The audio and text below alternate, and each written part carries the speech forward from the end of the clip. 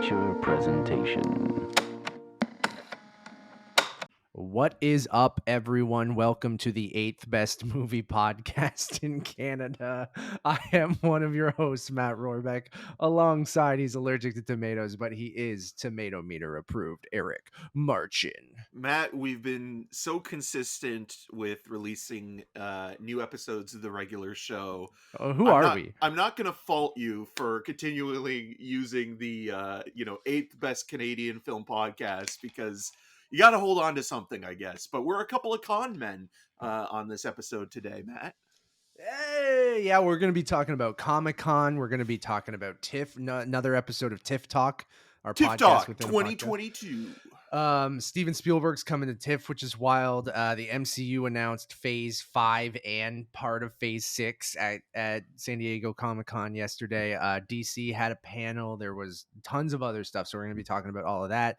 I'll be talking about that I went rafting yesterday. Whitewater rafting. My arms hurt so bad.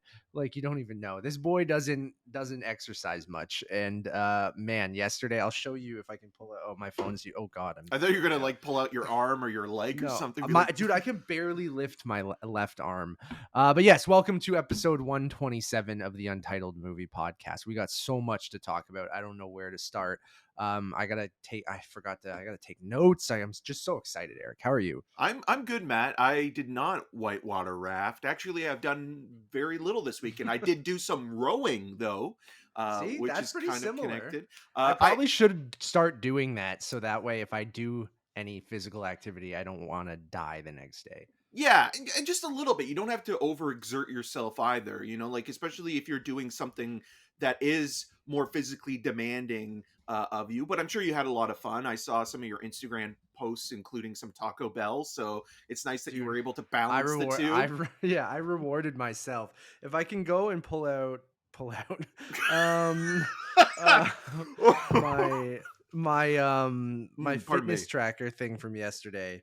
I don't even know where you find it. Is it activity on Apple Watch? Yeah, it is. Okay. It's like every day is like 0, 0, 0, and then on Saturday it's like, what the fuck are you doing? It was ridiculous. I went like 400% over my goal of like things. I burned like 2,500 calories because like I put on the rafting or paddling thing on my Apple Watch and tracked the whole thing. It took us 3.5 hours to do the whole thing of just in the water. We took a break to eat some sandwiches halfway through at like a picnic area. Got a carb up, right? We went to Paris, Ontario, to a place called Glen Morris, and then paddled 11 kilometers in these tubes. So like you could rent different styles of boats and stuff, but these were these kind of like, imagine like a whitewater rafting tube boat thing, but just an individual version of that.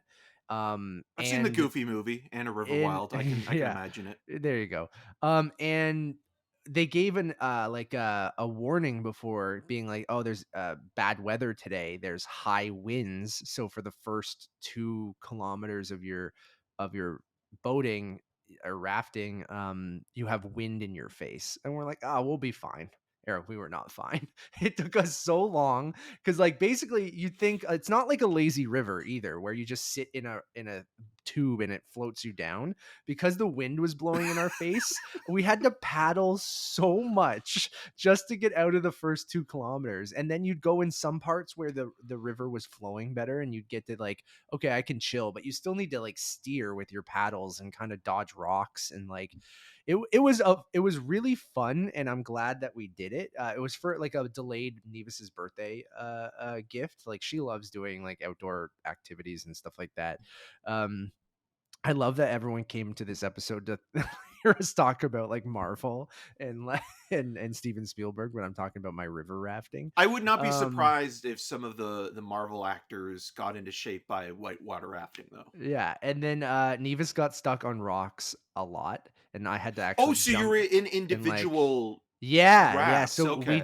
so they're like little individual, like just you sit in them and you kind of go together, and there are other ones you can rent that have multiple people in one. You can rent a canoe or a kayak or something like that, but we wanted to try this thing. And the lazy tube thing makes a lot more sense yeah, now. kind of, yeah, and but it was not lazy. Like No. it was, Nevis got stuck in rocks, and I had to jump out of my boat to go like rescue her a few times, and like there were some rapids where I'm just like, this is more intense than I thought it was going to be, but it was like rewarding. So I burned like over 2,000 calories during this thing, and then Nevis and I, even before we got in, were like, ooh, let's stop at Taco Bell after this. Like we earned it, you know? Like What we did you have earned to some Taco drink? Bell. Did you Dude, have I had a Baja Blast Mountain Dew? freeze, a slushy version, Eric. It was fucking great. And they have like, you know how McDonald's has like dollar drink days. They have like that going on too. Or you could get one of these Baja Blast freezies for like $1.30, but I got it with my combo. So I crushed three Doritos Locos Tacos, a Fries Supreme, and a Baja Blast freezy. And it was so satisfying. So the great thing about something I should do more often is not have something for a while instead of having it all the time. Because when you have it all the time, it starts to just become regular and you're like, it's not special. It still tastes fine. It tastes good or whatever. And But it's like, not healthy for I, you. sure. And then, but I haven't had Taco Bell in so long because where we live in Etobicoke right now, it's kind of like a dead zone for Taco Bell. Like Christopher Toronto, Walken, gotcha. Toronto itself, like Taco Bell seems more of like a suburban thing. Like So it's does not like Wendy's, right? Like Wendy's yeah. and Taco Bell are like the two places like in Toronto that There are a aren't as couple of them, but but like a there's lot of them closed, the Taco Bells and stuff yeah. like that. So like it is more of a suburban thing. And in Etobicoke, I guess we could drive to one, but it would be like 20 minutes away and I can't like Uber Eats it or anything. So I haven't had it. I've had it maybe once since we moved here, which has been almost a year. So I've only had Taco Bell like once in a year and or twice. And so yesterday was so satisfying because I haven't had it in so long. And the Baja Blast Freeze, I'm like, put a little vodka in that. That is a summer drink, my friends. So, anyways, river rafting. My arm, I could barely lift my arm this morning. That's how sore I am. Like my left arm, like this is as much as I can kind of like. I don't know if I'm even on camera. I can't. But See you know what? myself. It's good for you, and it reminds you that you need to sometimes be active. Your body's in shock, obviously, but in the next few days, you will feel better, and you'll have some tone and definition uh, To in my your arm's just muscles. gonna You be know, like fucking yeah, jacked now. So that's what I did yesterday. you'll be a member of Um, NWO in no time. Um, good segue. I was gonna go into the rehearsal, but you haven't watched it yet, so maybe No, we'll no, save no. that. And it's a continuation episode, so it's probably better to maybe even just wait till next week and see it. That Yeah, doesn't then we can spoil talk about anything, maybe but 2 episodes then. that doesn't spoil anything. But I'm just surprised that it seems to have a continuing thread throughout them.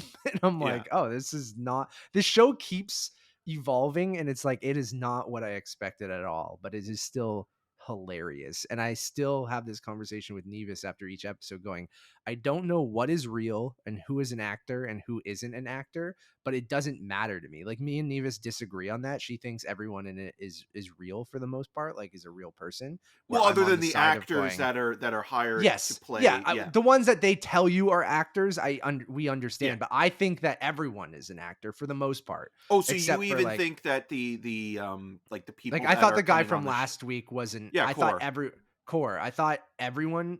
I'm in the camp of going, this is Nathan Fielder's just he's wants you to think it's real, but it's not. And then I'm on that camp, but then Nevis is on the other side, which most people are too.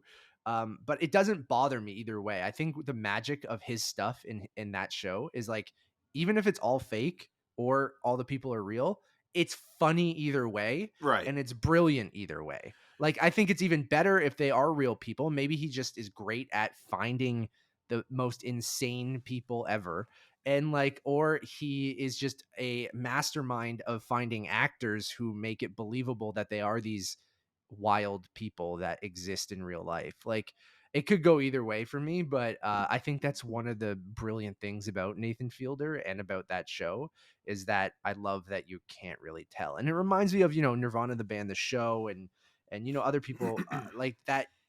I think they plant people, and then that's why you don't know who is an actor and who's not. But the main subject, I could go either way, where I'm like, they're either an actor who's really good at giving this kind of, they could be a real person performance, and I never know who they're pranking in the episode. I'm like, is it the people that they bring in and they don't tell you that this person's an actor, but then these people aren't the people that she goes on a date with or brings into the situation?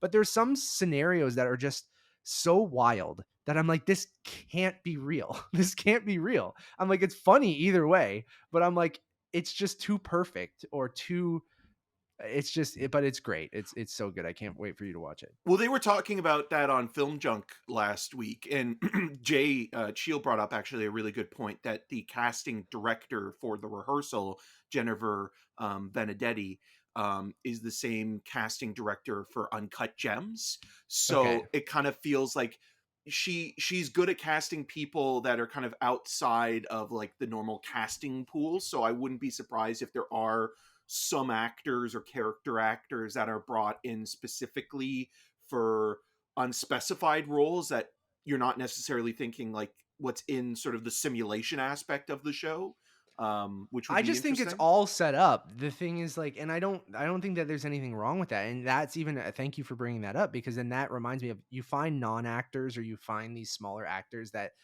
you want to get these kind of lived in real kind of performances where they don't feel like actors, and then that's how I feel throughout the whole thing. But then the scenarios and the way that it's set up as a narrative throughout is like so, to me, scripted, like written, that it's hard for me to believe that these situations, even the people that they bring in for these simulations and these rehearsals, like I think it's all kind of set up, and it's just this kind of thing from Nathan Fielder, like a narrative that he's saying is real, but it's not. Anyways, it doesn't matter either way.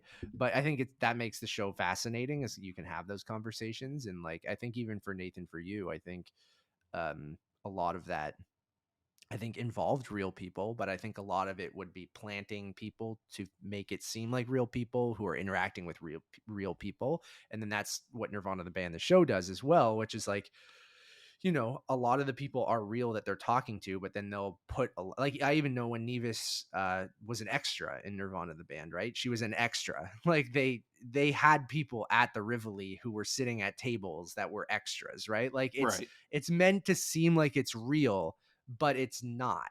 So it's just, and then they will interact with people, like when they're at the library talking to random people in Toronto, and Nirvana the band is like, yeah, that guy is probably real, but I bet you at times it's not, because you want a certain joke or you want a certain punchline. So you bring someone in and you blur their face out, and they're really someone you paid to do it, or they're an actor or your friend or something like that. But it's so well crafted to make you believe that it's reality television, that I think it's genius. So I think Well, that's sometimes neither. it's who's in on the joke and who's Yeah, not yeah. on the joke that kind of makes it more organic. Like somebody knows that somebody else who's in the scene or scenes isn't a cast member or is a cast member, and it's almost like I still feel that Nathan Fielder is almost doing this kind of magic act where like he's performing for everybody, and what you're paying attention to is what he wants you to see, but what he's distracting you from is everything else around, the behind the scenes or what's kind of like going on just like right in the corner. There's Mhm. something about that where like, a magician's sort of main goal is to make you focus on Yeah, what is being exactly. presented, A right? magician is a perfect way of putting it, Eric. Like even going back to the editing in this episode as well. Like I can't wait for you to watch it. We'll wait. Yeah. I'll shut up now. You We'll do the watch it 2 episodes next week and next we'll week, talk about because them I'm more. But curious if it's going to continue or if this is just a two-parter or or maybe whatever. there's But something like, building to it, because what you're describing is, I was thinking, okay, the first episode is going to establish what the show's about, but I was thinking it was going to be more episodic moving forward, right? Like each it's episode's no, like almost like a game show kind of thing. it is, but then there's like twists within the episode where they bring in elements from the first episode, and I'm like, oh my god, this is not what I was expecting, and this is like hilarious and really, it's perfect. It's so good. All right, let's get into it. I know people have been, we've already wasted 15 minutes talking This about was the good stuff, um, though. This is what you really come for, you know? is Like, it's for not what did Matt do on the weekend? And his arm is fucking killing him. The other thing I did on the weekend is I watched a bunch of Twitter threads to see what the hell was going on at San Diego Comic-Con. so So I Dragon feel Ball like took a back seat this weekend, huh? I did watch a little bit of Dragon Ball. We can go into that maybe after the Comic-Con stuff. But I do want to get into all the news out of San Diego Comic-Con this weekend. So Comic-Con's back in full force, in-person event. You had to either be vaccinated or show a negative COVID test. But Hall H is back, which means we had a ton of panels from DC, Marvel, HBO did Game of Thrones panel. They did the Lord of the Rings panel. There's, every nerdy thing back in Hall H where people got to see exclusive looks at these upcoming TV shows and movies, as well as we got some public facing stuff, especially from Marvel and from DC. So I say we go right into that. The big one being Marvel Studios. We did our big prediction thing last week. Eric, you're always so kind to let me just talk about Marvel Studios so I don't care. often. But you're a good sport I about it, like and I some know of you it do. too, and I Yeah. find it fascinating. Well, one, you're extremely passionate about it and you love it, but also you bring an insight to it that when I'm listening to you talk about it, it's like, oh, okay, like I understand where you're coming from, even though, like, at this point going into the weekend, I think a lot of people might have been a little bit burnt out on Marvel just with so much content being released in the last year and leading And up I'm not to Thor Love and Thunder. So I've talked about it a lot on our reviews and different things like that. I mean, you guys can check out our review for Thor Love and Thunder. We talked about Miss Marvel recently. There is a little bit of oversaturation, and I feel like there is a little bit of a quality dip in phase 4. And I think people felt like it was meandering a bit, and we didn't really have, we sort of had an idea of where it was going. I mean, some of our predictions were right. Some of my predictions were right. I think everyone kind of knew where this was going to end up, and those were all confirmed kind of yesterday. And I feel like, I've seen both sides of it, of like there's way too much, which I don't disagree with. And then I also saw people being like, oh, some of the things they announced yesterday have made me more intrigued, even though I fell off a bit because there's been so much. Like I am excited for X, Y, or Z, and I am going to go back and catch up with phase 4. Um, yeah, I said this, I don't know whether it was last week when we were doing our predictions or on one of our reviews, but I felt like, I was at a point where I obviously still super pumped for everything that they're doing, and I can't wait for the next Marvel MCU project and things like that. But there was a time when Age of Ultron was coming out where I did get that Marvel fatigue where, I started to go, all right, I think I'm kind of like, this is getting the same thing over and over again, or the quality is just not quite there. I've gone back and revisited Age of Ultron, and I like it actually quite a bit, but um, I'm starting to feel that a little bit here. But then it's just like, okay, well, maybe you don't have to love everything, or not everything needs to be for you. You can just kind of pick and choose the things that you want to watch, especially in phase 4, because it didn't seem like they were all connecting. I don't need everything to connect. I just need things to be fun to watch or good. But yesterday they did Kevin Feige came out. He announced they had both the animation panel on Friday, and then they had the live action panel on Sunday. So let's go through you everything, mean and we can Saturday? kind of It's sorry, Sunday today. Saturday. Yeah. Yes, today's You Sunday. were Sorry. whitewater rafting as you were doing all this. Yeah, So I know. I got home just in time. We got yeah. home around like 7 p.m. and the panel was at 8 p.m. You're like swimming over to Um, Nevis who's stuck on the rock. We need to get back in time. yeah, basically. I'm like, Nevis, you need to speed it up. Let's go through the animation stuff first. But basically, my point before was like, I think that they're at an interesting spot where they aren't losing people, but I feel like they did need to show like, Well, the hey, hype machine, right? Like they yeah, they they need a Comic Con. I mean, because in the past few years, even before the pandemic, the Comic Con side of things was really waning in the sense that you had these specialized events being tailored more towards the companies that they were associated with. yeah. So with D23, which we're still We're going still to gonna be we'll get into that. talking Yeah. about as well in this episode, but like you had Marvel now kind of migrating over to that, and like Comic-Con felt like it was kind of reverting back to the earlier days of being even more niche again, where it was specialized to comic book fans and cosplayers more so than the movie industry, because it's like, oh, you can just announce that through a press release and save Yeah, money or and your stuff. own stream online or something like that too, But right? But people then needed it because of the pandemic, I think. And totally. And I think even in 2019, they did that big phase 4 reveal, right? And then yeah. I think because we haven't had something like this for almost 3 years and a lot of Marvel stuff got pushed or things had to be announced in investor calls or things like that, like I feel like they needed something like this and they needed to come out and go, here's what the saga's called, here's where we're leading to. And you guys can kind of start to see those threads we've left in the phase 4 movies, and you'll see it probably even more coming up uh, probably by the end of this year with Wakanda Forever, which we'll get into. But let's start with, we'll go in chronological order of what these panels happen. So we'll quickly go through the animation stuff. So on Friday, they did a Marvel Studios animation panel where they announced the next 2 years of Marvel animated projects. So we are getting I Am Groot in like a couple weeks, which is 5 original shorts that'll probably be between 5 and 10 minutes each. They showed a cute trailer. It's just fully CG, but it looks like the CG you would get from Groot and Guardians.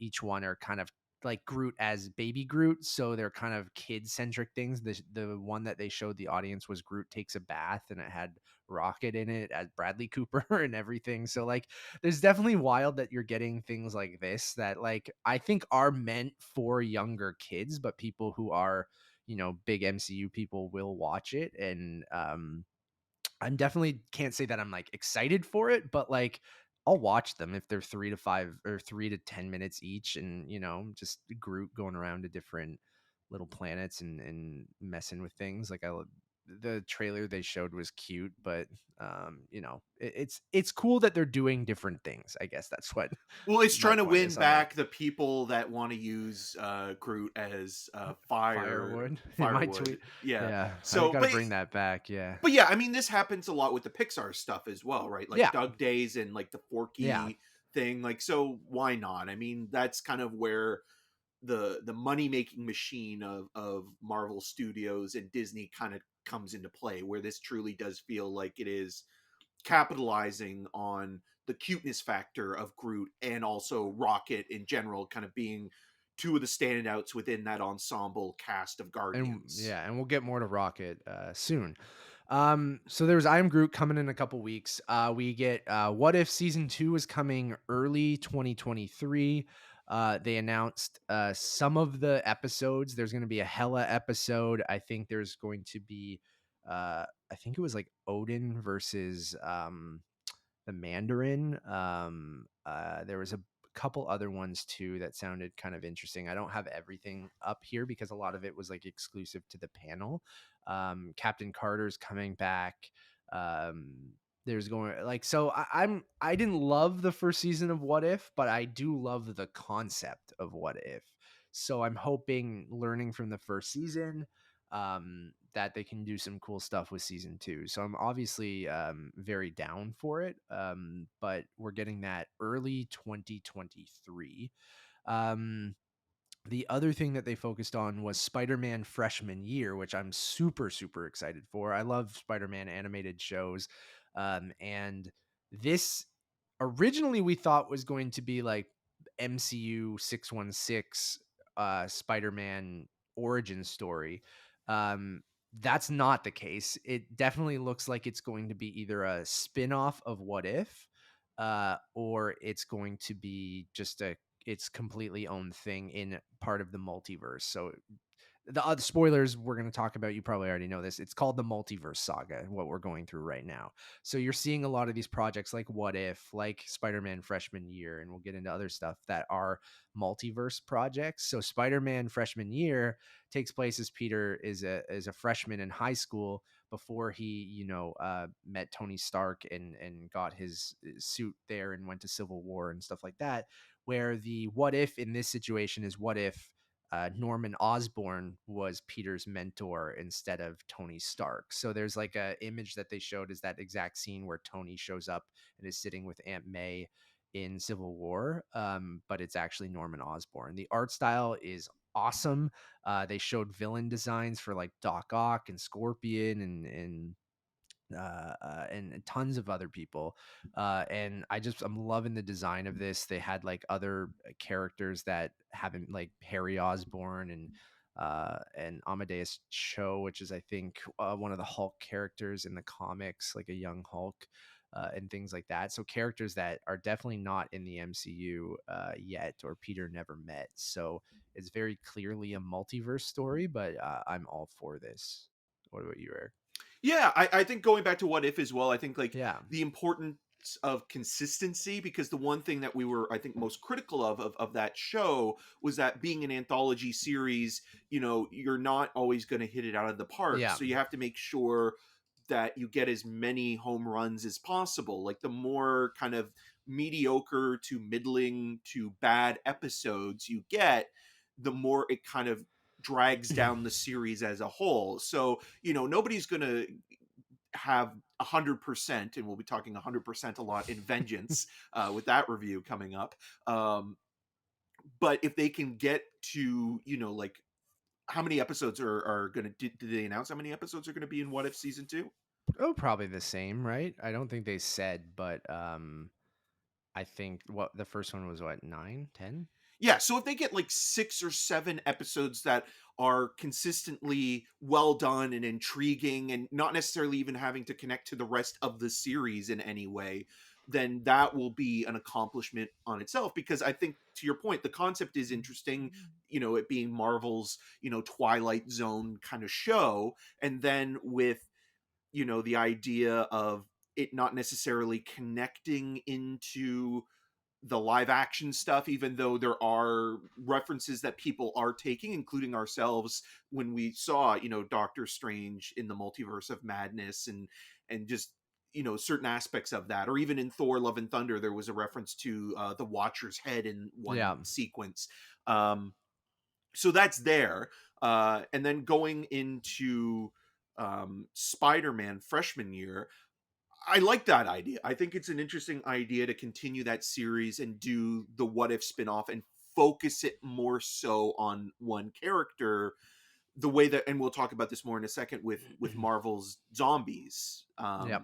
So it's interesting that they're taking like, okay, let's take an episode and actually expand upon it and make it into a series, and some will probably be better than others, but the Spider-Man one makes the most sense because of the canon and wealth of ensemble players that are already there. And like, they can play into the fan service aspects of it a little bit more, where like, when that first when Spider-Man Homecoming was being released, people were like, oh, are they going to be setting up like, Osborn for the next movie, or like the ways that they kind of faltered a little bit even in the Amazing Spider-Man films and setting things up. They can play with that even now a little Yeah. bit in an interesting way. So yeah, I'm totally down for that. And I mean, obviously Spider-Man is, I think, both of Both of our our favorites. favorite Yeah. Marvel characters, and even going back recently to the 90s animated series, like there are certain aspects that don't hold up in terms of some of the animation and the dubbing and what have you, but there's a lot there that is still, worthwhile kind of revisiting. So if they're going to start launching these animated individual series, Spider-Man is, I think, the best one to kick it off. Yeah, it is. It's all Spider-Man animated series have always been great. And I think why they're able to do this is because Marvel still owns the animated rights to Spider-Man, if I'm correct. Like that's why I because I think some people were confused of like how they could do this without Sony's permission, right? And then Right. or Sony not really being involved. And I think Marvel Studios has always owned the animated rights to Spider-Man. So I think that this is a very smart way of, and they probably can't use any of the movie elements of Spider-Man. So I think this actually being a multiverse thing and being like, well, it's Peter Parker, and it's the same Peter Parker, but one aspect changed in his universe where Tony Stark wasn't his mentor; it was Norman Osborn. And then you can use characters like other ones. They had Lonnie Lincoln, Harry Osborn, Amadeus Cho, Nico Manuro from the Runaways. Daredevil is going to be in the series, voiced by Charlie Cox. So Charlie Cox is back in a A big lot of way. cocks in this weekend, you know. There are tons of Cox. So that I'm so pumped for it. And I think the art style is what's really selling me. Like I just really, really love the designs of all these characters and like the suits and I'm really, really pumped for that. Well, And that's the then thing as well. It has to. It's now also competing against Spider Verse, so they yeah, have to bring their A game with the animation style, and maybe not, overtake it or usurp it, but at the same time, kind of be, you know, competing with it. So it's that's also important as well I think to yeah. note. And that's a good point too. I think when I meant the animation rights, I think it's the TV animation rights. So that's why Spider-Verse can be Sony and a movie. So it's complicated but exciting either way. Will we get Um Morbius? we'll see.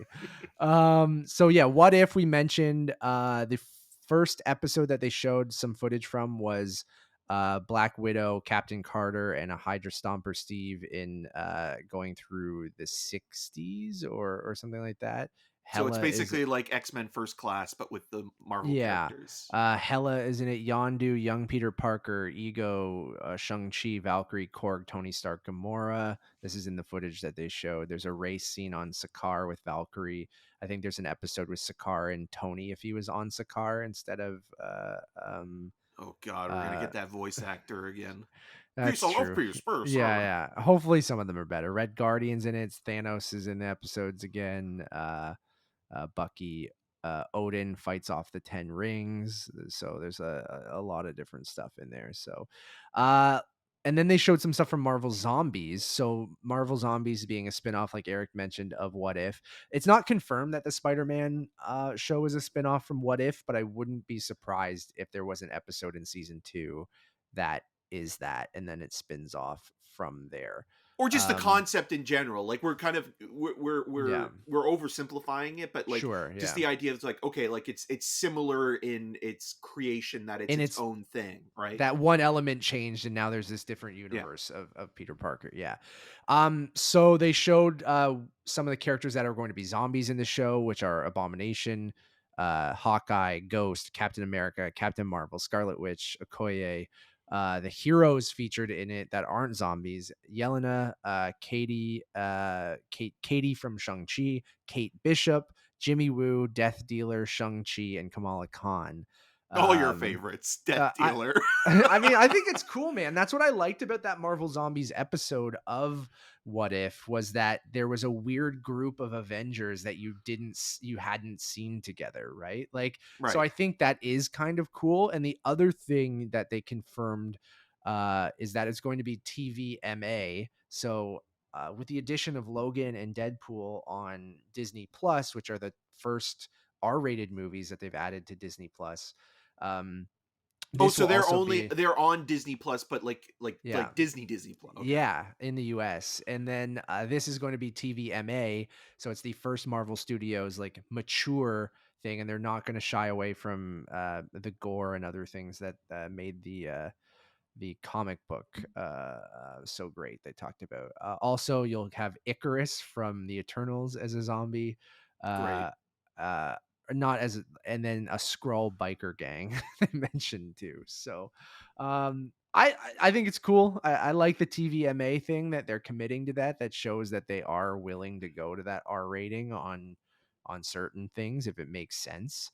So that's really cool. And Well, it's I'm probably definitely down. preempting something like Deadpool 3, Yeah, which wasn't announced, will probably be announced at D23. D23. Yeah. Because I think like there will be a lot of mutant adjacent stuff. I mean, we'll get into that speculation later, but it Yeah. does feel like, as you mentioned, with those previous films being available on Disney Plus and not, their sister streamer Star. sites Yeah. and things like that, that kind of does show that it's like, okay, you know we might not really dip into this Deadpool often, but if we do, there's going to be a precedent for it. If it makes sense, they will do it, which is Yeah. cool. They won't like water something down just because they're Disney, which is a good thing.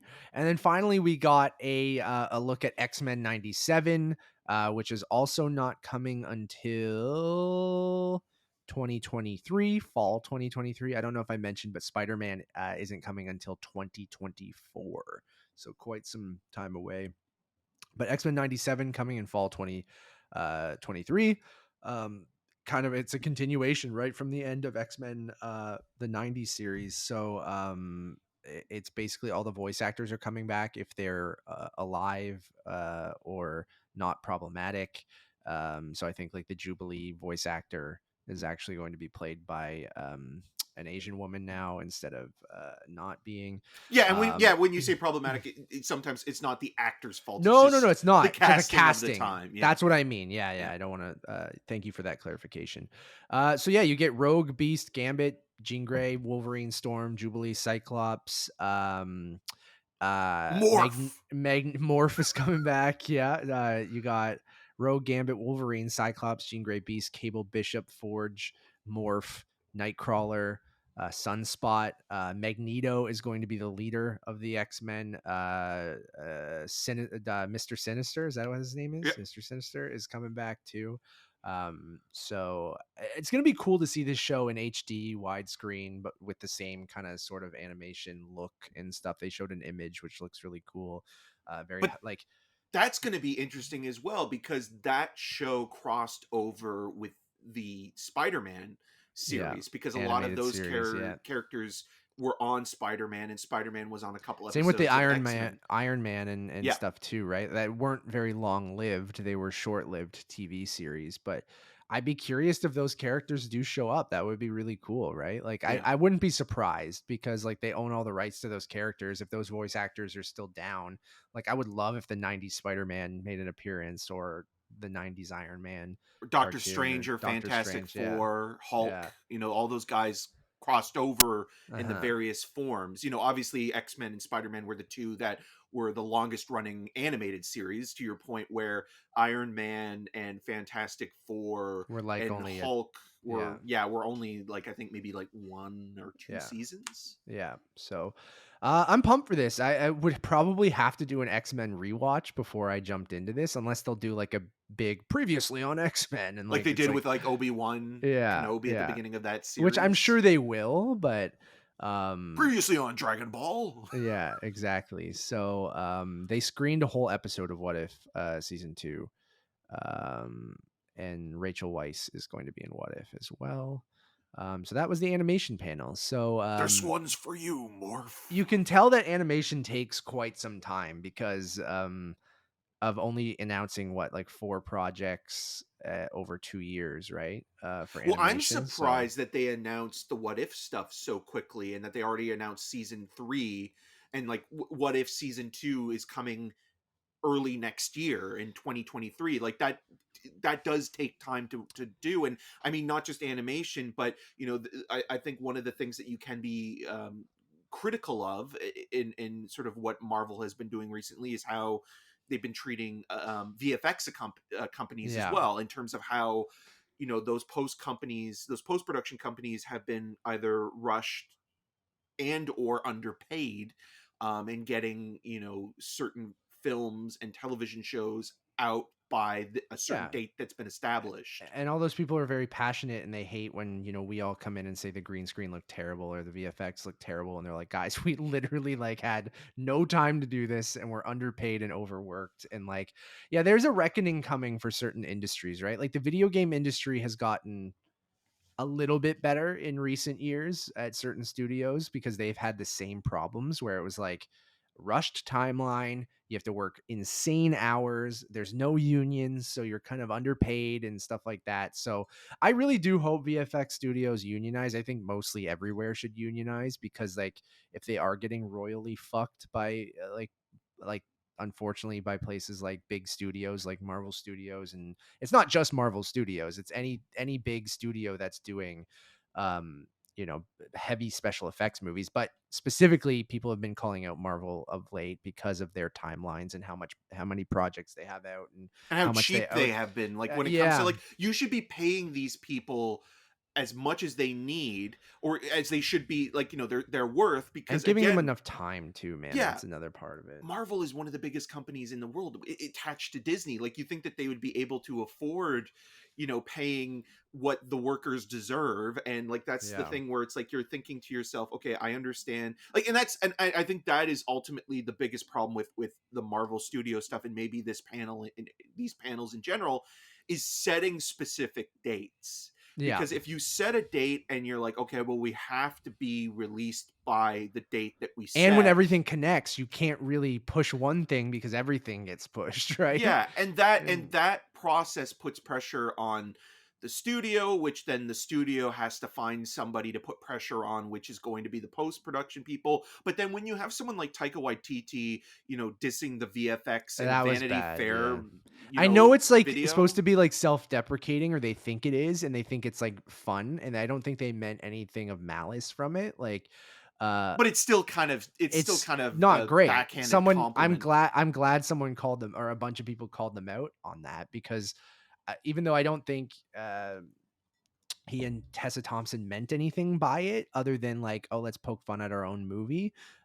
They're I think the biggest problem is not thinking about the people who did work their ass off to try to get that done and are underpaid and did not have enough time and like things like that, right? So Yeah.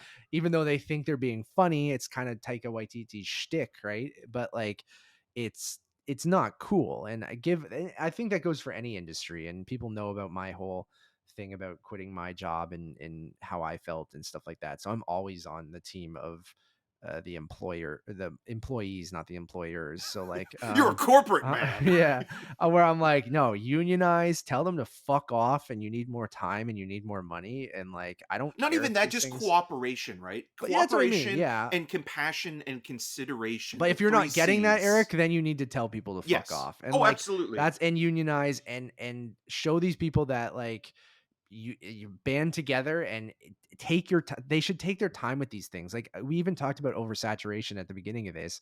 Is like, maybe it's not so bad if you only have X amount of things per year and you give everyone enough time to work on these things. Yeah. Like, sure, maybe you can shoot it in a couple months, or maybe it takes 6 months or a year, but then you're rushing these post-production timelines of being like, especially when you're not shooting anything on location and you use so many special effects. So like, and then you just give these people not enough time and not enough money to do this stuff. Is like, I'd rather wait and anticipate and want these things rather than you dump them out 8 projects a year, and you have to spread yourself so thin, and you have to use so many different post-production houses that don't have enough time to do things that, ultimately, I think it doesn't. I'm someone that doesn't get too caught up in the special effects unless they like really look awful, like in something like what we Well, just saw Axel in in Thor: Love and Thunder, him but that I think communicating. is almost intentional, but I I don't don't know. I don't know. um Sometimes I like, again, I'm not trying to be condescending or critical of the VFX team that worked on it, but like, there's just some stuff like that sticks out in not a way that I don't right. think is intentional. True. You could say it after the fact and be like, "Oh yeah, we that was supposed to be kind of like our riff on 80s visual Sure. effects," but it's just a bad Fair. effect. I think for And me it it's might some be of the because green it's screen rushed. stuff or the volume stuff that just doesn't work well, like Well, but especially with anyways. television, right? Because Yeah. television is even more on a deadline or rushed out Yeah. quicker, because you have something like She-Hulk coming up, and that's another show that's been criticized without anybody actually having watched it, just based on not the newest trailer, but the trailers that we've, or the promo stuff that we've seen Yeah. before, where it's like, okay, television and film are also still separate in that television has less time to go through post production, so you Yeah. can see it more It's even in more rushed. Yeah. yeah. And the budgets are lower too, right? Or it's spread out over uh 9 episodes or 6 episodes, right? Instead of just a 2.5 hour movie that has probably a higher budget per minute, right? Like, the budgets might be similar. Like, you still might be spending $200 million, 150 to 250 on these Marvel projects, but one is 2.5 hours. So that budget is condensed into that versus a budget that's spread out over 9 hours, right? Or 9 45-minute episodes and things like that. But that's a good segue, Eric. So let's go into the main Hall H Saturday, Marvel Studios kind of panels. So Kevin Feige comes out and announces basically that phase 4 is over or will be over by the end of the year. And With they're moving in. Black Panther Yeah. Wakanda Forever. So Wakanda Forever will be the final movie in phase 4. And then that will lead into phase 5, which begins with Ant-Man and the Wasp, Quantumania. Which I'm Which is disappointed with, because I kind of wanted that movie to be the end of phase 4, because there's the Sal Bass film from the 1970s called Phase 4, which is about intelligent ants that are killing off the rest of human society. yeah. You have to be the only person who's going to connect that and make those which I love. So I'm gonna pull up the phase 5. So Kevin Feige comes out and announces basically the lineup for phase 5, which is let me pull this up, open in new window. That's not, can This I is the open it? exciting stuff. I have some of it up here right I have now. it. So Okay, good. basically February 17th, 2023, we are getting Ant-Man and the Wasp Quantumania to kick off phase 5. Then spring 2023, we are getting Secret Invasion on Disney Plus with a new logo. And then on May 5th, 2023, we are getting Guardians of the Galaxy Volume 3. And then summer 2023, we are getting Echo on Disney Plus. Then summer 2023, we are also getting Loki season 2 on Disney Plus. And then July 2023, we are getting The Marvels in theaters. And then November 3rd, 2023, we are getting Marvel Studios Blade. Then fall 2023, we are getting Ironheart on Disney Plus. Winter 2023-2024, so probably late December going into January, we are getting Agatha Coven of Chaos. So they've changed the name. It was Agatha House of Harkness. I think Coven of Chaos is a better name. Spring 2024, we are getting 18 episodes of Daredevil Born Again on Disney Plus. And then May 3rd, 2024, we are getting Captain America New World Order. And then to end phase 5, we are getting Marvel Studios Thunderbolts on July 28th, 2024. Pretty wild for a year and a half. That's a That lot that's a of lot Marvel. in a year and a half. Yeah. Or is it a full year? No, a year and a half, February 2023 to July 2024. So you're getting 1, 2, 3, 4, 5, 6, 12 projects in a year and a half, which is a lot. Yeah. Which I'm not against, but also you just got to make sure that quality is there in each one of these things. So Well, the we'll go into Daredevil one, I think, is the most interesting. And just to quickly, before we get into the let's go phase, into all of it. We can jump into whatever. Like, let's talk about this stuff first. They did individual presentations on some of these things, but as we talk about whatever we want to talk about, Eric, you can jump in with Daredevil first. We'll talk about what they did in the individual kind of things as well. Yeah, I just wanted to say with Daredevil Born Again, obviously they're revamping that series and bringing back both Charlie Cox and Vincent D'Onofrio, who've already appeared in the MCU and are going to pop up again with Echo and She-Hulk. But it's just interesting that it's like usually there's 6 to 8 episodes, and when I initially saw that, I thought, okay, like, or are they going to do 18 episodes spread out over multiple seasons, or Yeah. are they going to do like 18 episodes for one whole season? I think it'll probably be 2 9-episode parts. That's my guess. Yeah. I think it's 18 episodes total for Daredevil Born Again, and I think it'll be spread out. But it says spring 2024, so it's not like it's part 1 in spring 2024 and then part 2 you're getting later.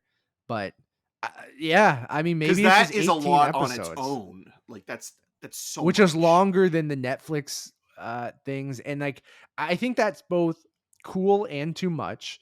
I think it's cool because I think one of the big criticisms of these Marvel shows is that they've felt rushed at times, and they haven't had time to breathe or really develop characters and relationships and stuff like that, and plot points and things like that. So I'm not against longer-ish seasons, but 18 episodes is getting to that point where that's we always said like remember when we used to get 24 episodes or 22 episodes like 24 Lost, episodes and of like 24. yeah, Lost was always 22 episodes until the later seasons and stuff like that. Like if you had a season of television, it was always 20 plus episodes, right?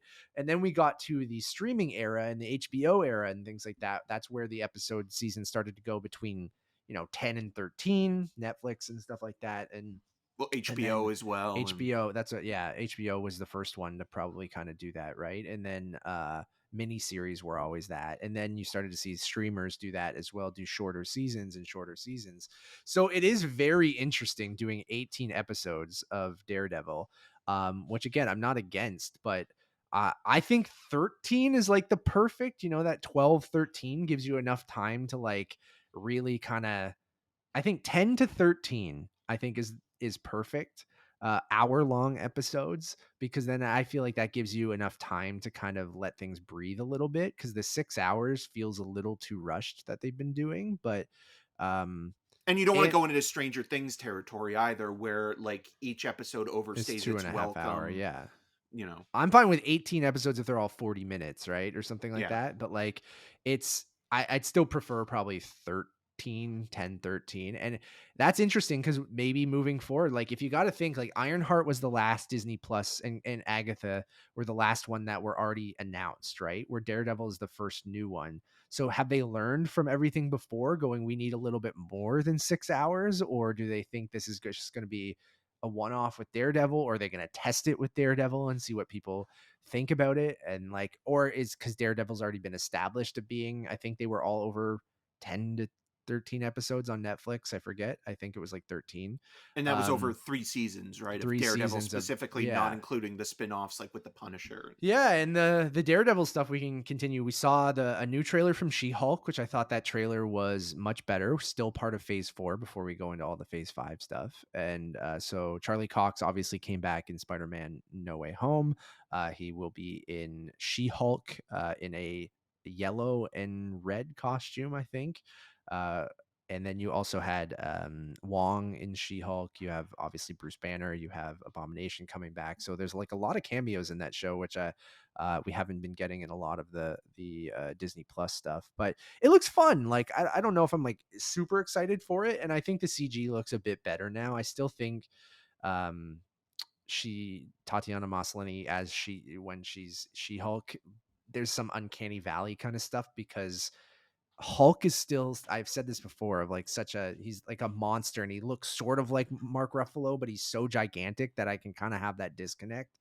But when Jennifer Walters is She-Hulk, she's just like bigger, but like still is supposed to look like her, and it's just throwing me off every time I see it. But can't wait to see it in context in the show, and I think it will be a fun. We brought this up of um oh my god, Harvey Harvey Birdman, attorney Birdman, at yeah, law. Please, yeah, which is please, like Matt. I hope it's kind of like that, but an MCU version of it, right, with a little action. Right. Well, the one thing though that I found most surprising about this new trailer is that it is doing a little bit of that fourth wall breaking Deadpool thing, Yeah, where you're seeing, the character look at the camera, and like obviously that's not just a Deadpool thing. Like that's been happening a lot recently with like the best versions of it, or something like Fleabag, and then the copycat versions most recently, or something like the new Jane Austen adaptation of Persuasion with Dakota Johnson. So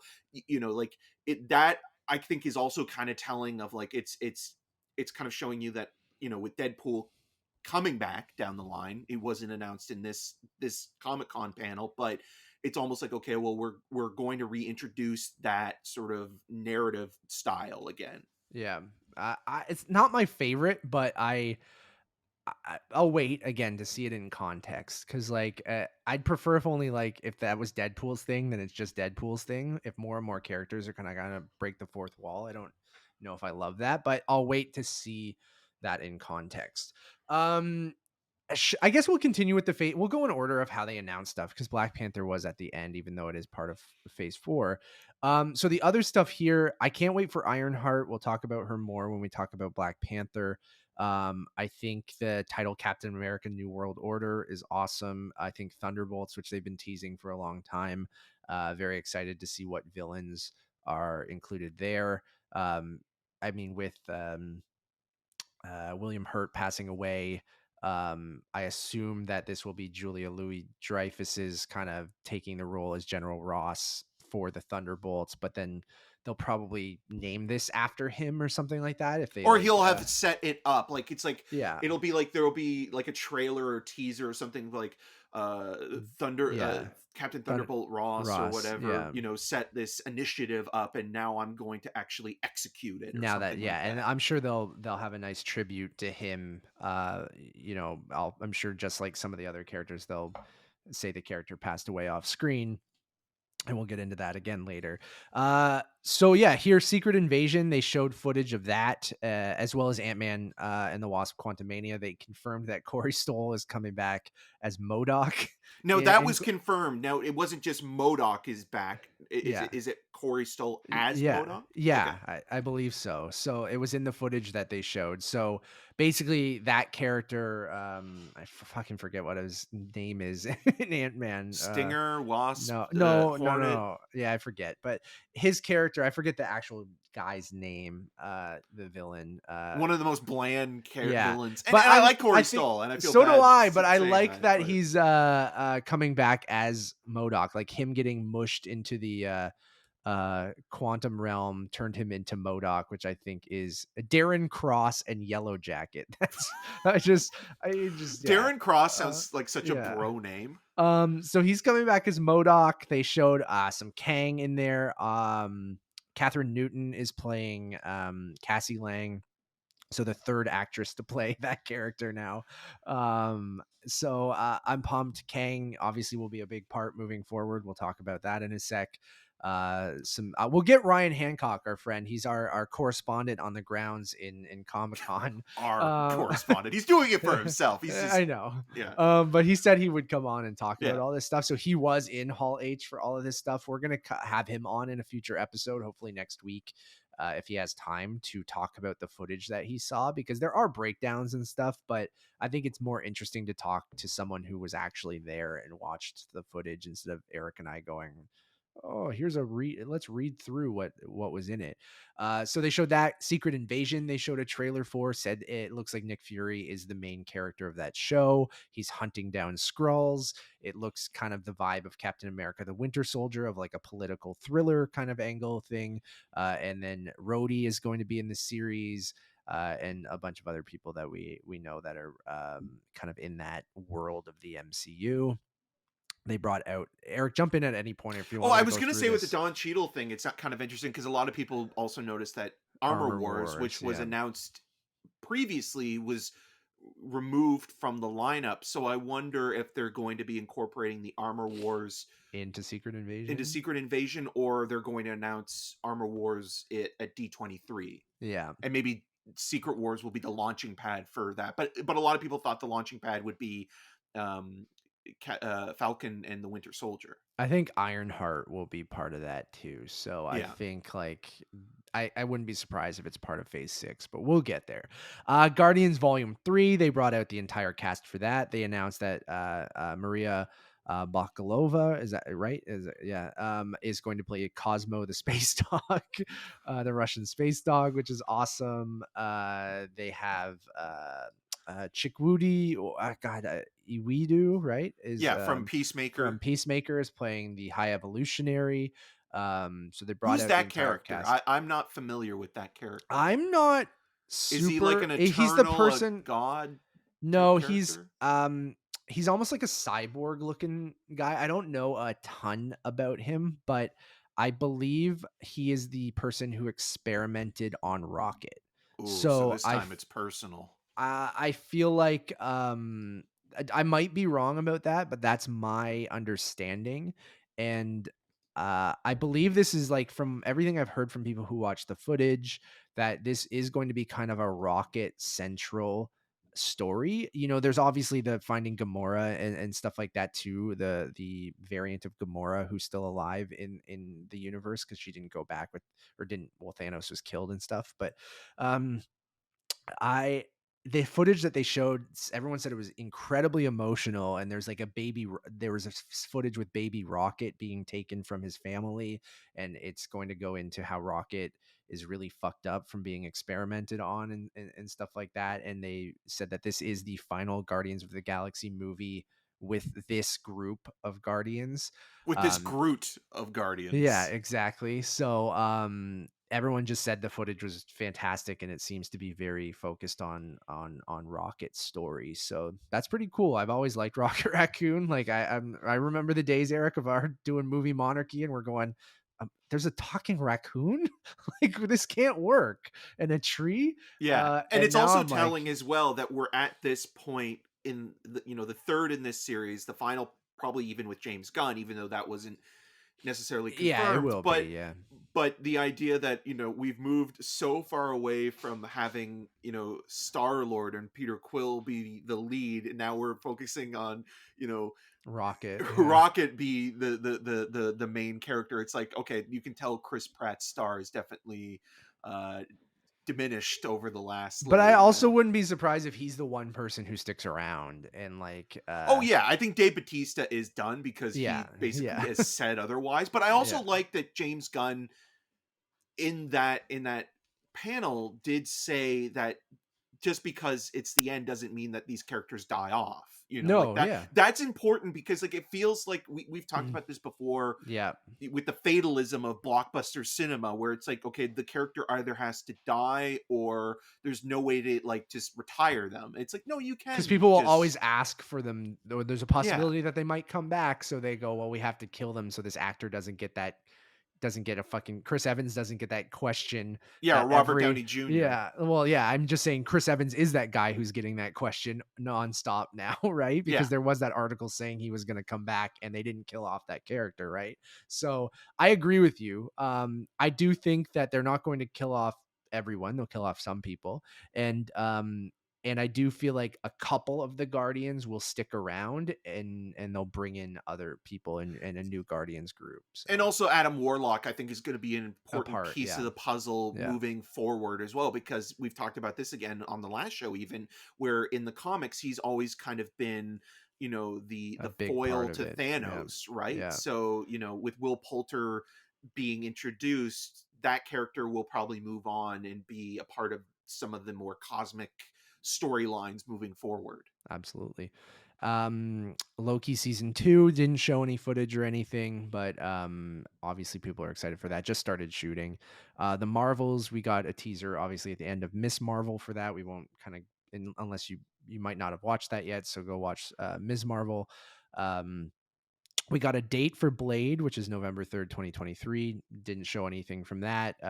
We only really know Mahershala Ali's in it. They haven't really announced Well, much more. Aaron Pierre Um, was just cast not okay. too long ago, who is in the TIFF movie that was just announced, Brother, and was Okay. also mid-sized sedan in Oh, Oath. right. You did that. Nice. Love that. Yeah. Ironheart, I'm personally very excited for. We'll talk about her more in a second when we get to Black Panther. Agatha Covenant Chaos didn't show anything, but we got a date. We talked about Daredevil, Captain America New World Order, which is Sam as Captain America, Anthony Mackie starring, good for him. And then Thunderbolts, we talked about a little bit, which is going to be being at the end of phase 5, I assume is going to be the Avengers movie for phase 5, right? Like it's going to be Dark Avengers essentially where you're Suicide getting Squad for yeah, like Marvel. yes, exactly. So all the villains, I'm sure we'll have some deep cuts, we'll have some new villains, we'll have some classic villains that we've Black seen Bolt throughout comes the back. he's not a villain. I So know. He's a villain in my heart. yeah. So that is phase 5. So and then after all of that, Kevin Feige came or like after they announced all that stuff, had those panels and things like that, there he came out and said, let's talk about phase 6. And everyone went, what the fuck? And then like so he comes out, Fantastic Four gets a date, which is I believe July of 2024, right? Let me pull this up. Sorry everyone, I should just pull up the Marvel Twitter. They have all these dates. It is Just November stalling. the 8th, November 8th, 2024. 2024. Thank Yeah. you. July was Thunderbolts. I'm My also bad. looking at the same press Um, release. yeah. So I have this up. I'm just trying to read off like fucking photos people took in Hall H. So Fantastic Four announced for November 8th, 2024. So that gives them, 2 years. We don't even know a director yet or a cast. I'm assuming we'll talk about D23. I think that's probably their deadline to announce that stuff as well. But then the big ones. One of these is, what we've been predicting for a while. Another one, also something we were predicting for a while. I didn't expect it to be announced this way and this close together. So we are getting Avengers The King Dynasty in theaters May 2nd, 2025. And we're getting Marvel Studios Avengers Secret Wars in theaters November 7th, 2025. So two Avengers movies in 2025 that are like 6 months apart or 7 months apart. Um, And those are big Absolutely. storylines, right? Like at least with Yeah. Secret Wars, like that obviously tells you that Doom is going to play a big part. Yeah.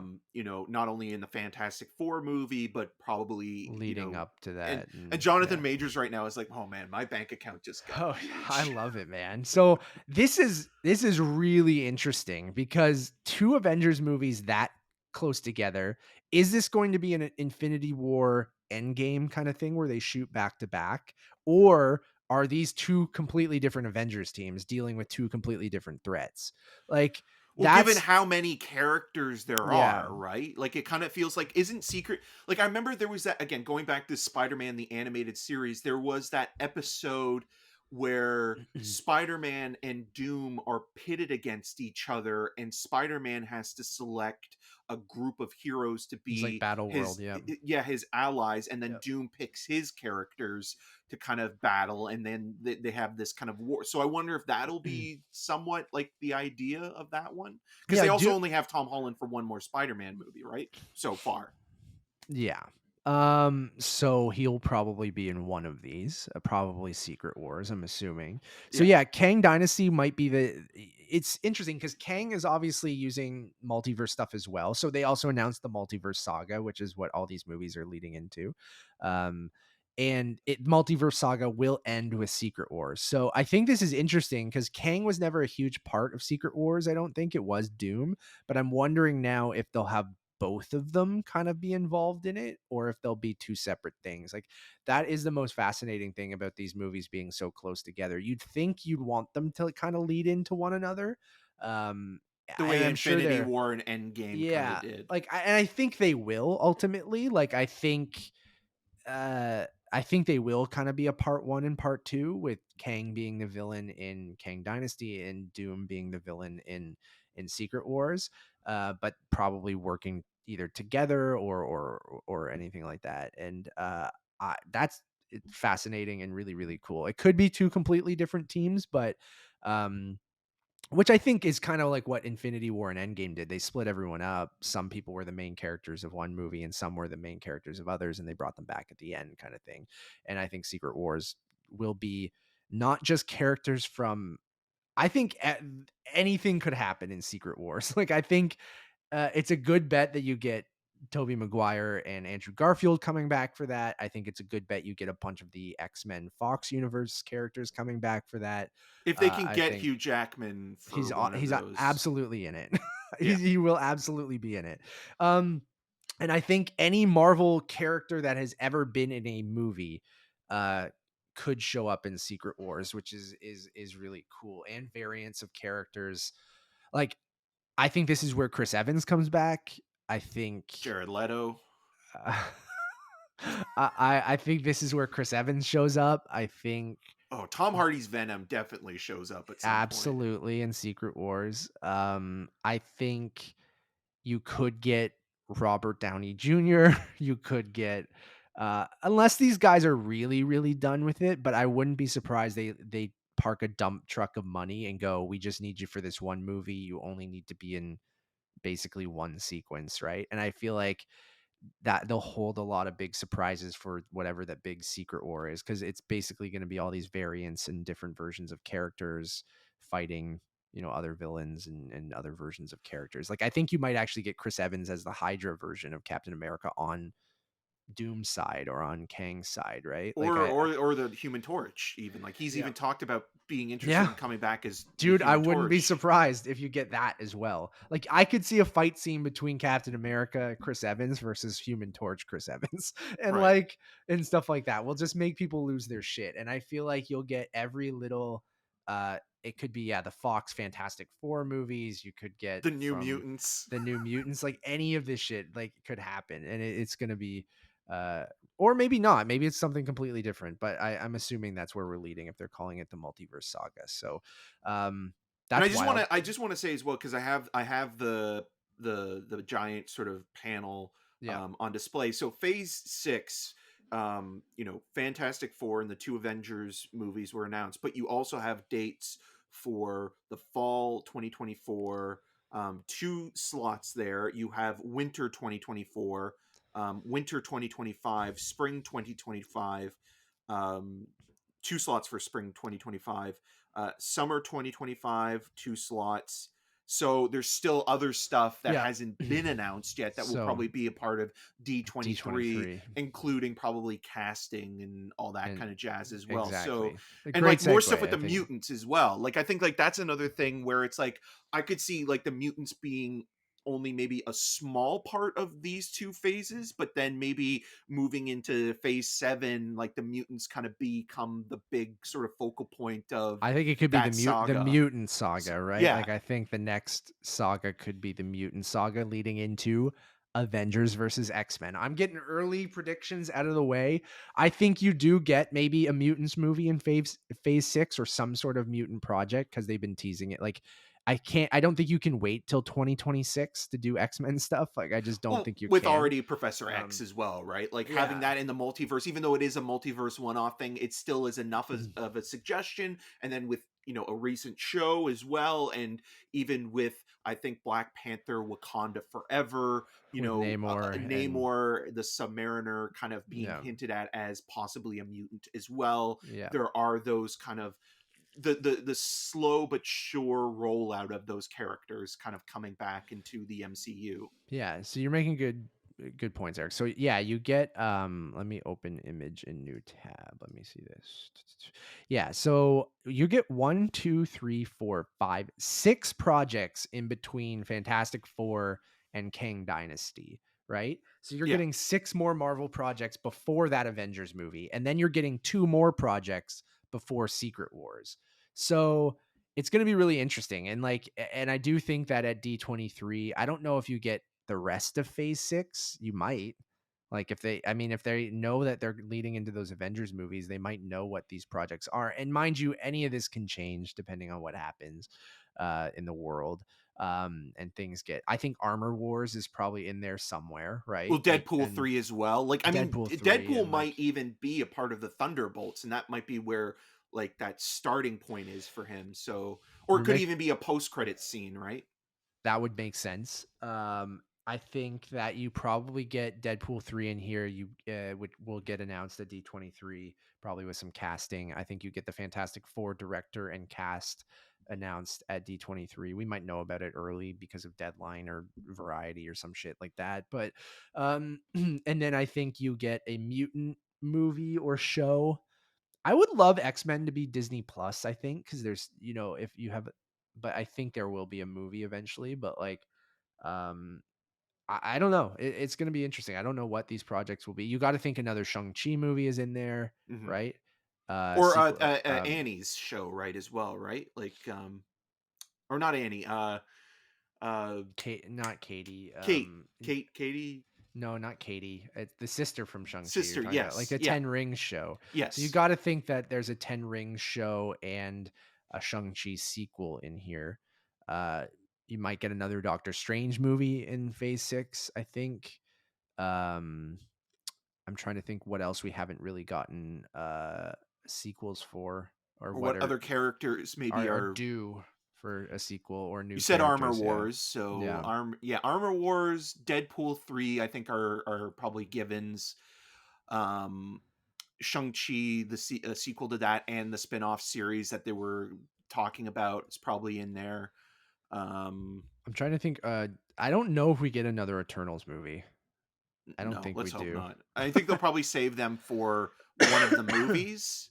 That's the other thing that I kind of find really interesting about Kang's next kind of big appearance with Ant-Man and the Wasp Quantumania is that as much as I like Paul Rudd as that character to me facing off against, I don't know if Kang's going to be the main villain in that, but if he is, Or it's, if Modoc is or something like yeah, like that. Yeah. Kang is always one of those guys that it's like you need like, you know, a true leader to do that. Like Yeah. Scott's a side guy. Like Scott's going to help you get through it, but he's not the guy to lead the journey, Yeah. right? It's And interesting because it seems like they're taking the Loki route with it, right? Where yeah, Loki's the villain and then shows up in an Avengers movie as a bigger villain, right? So yeah.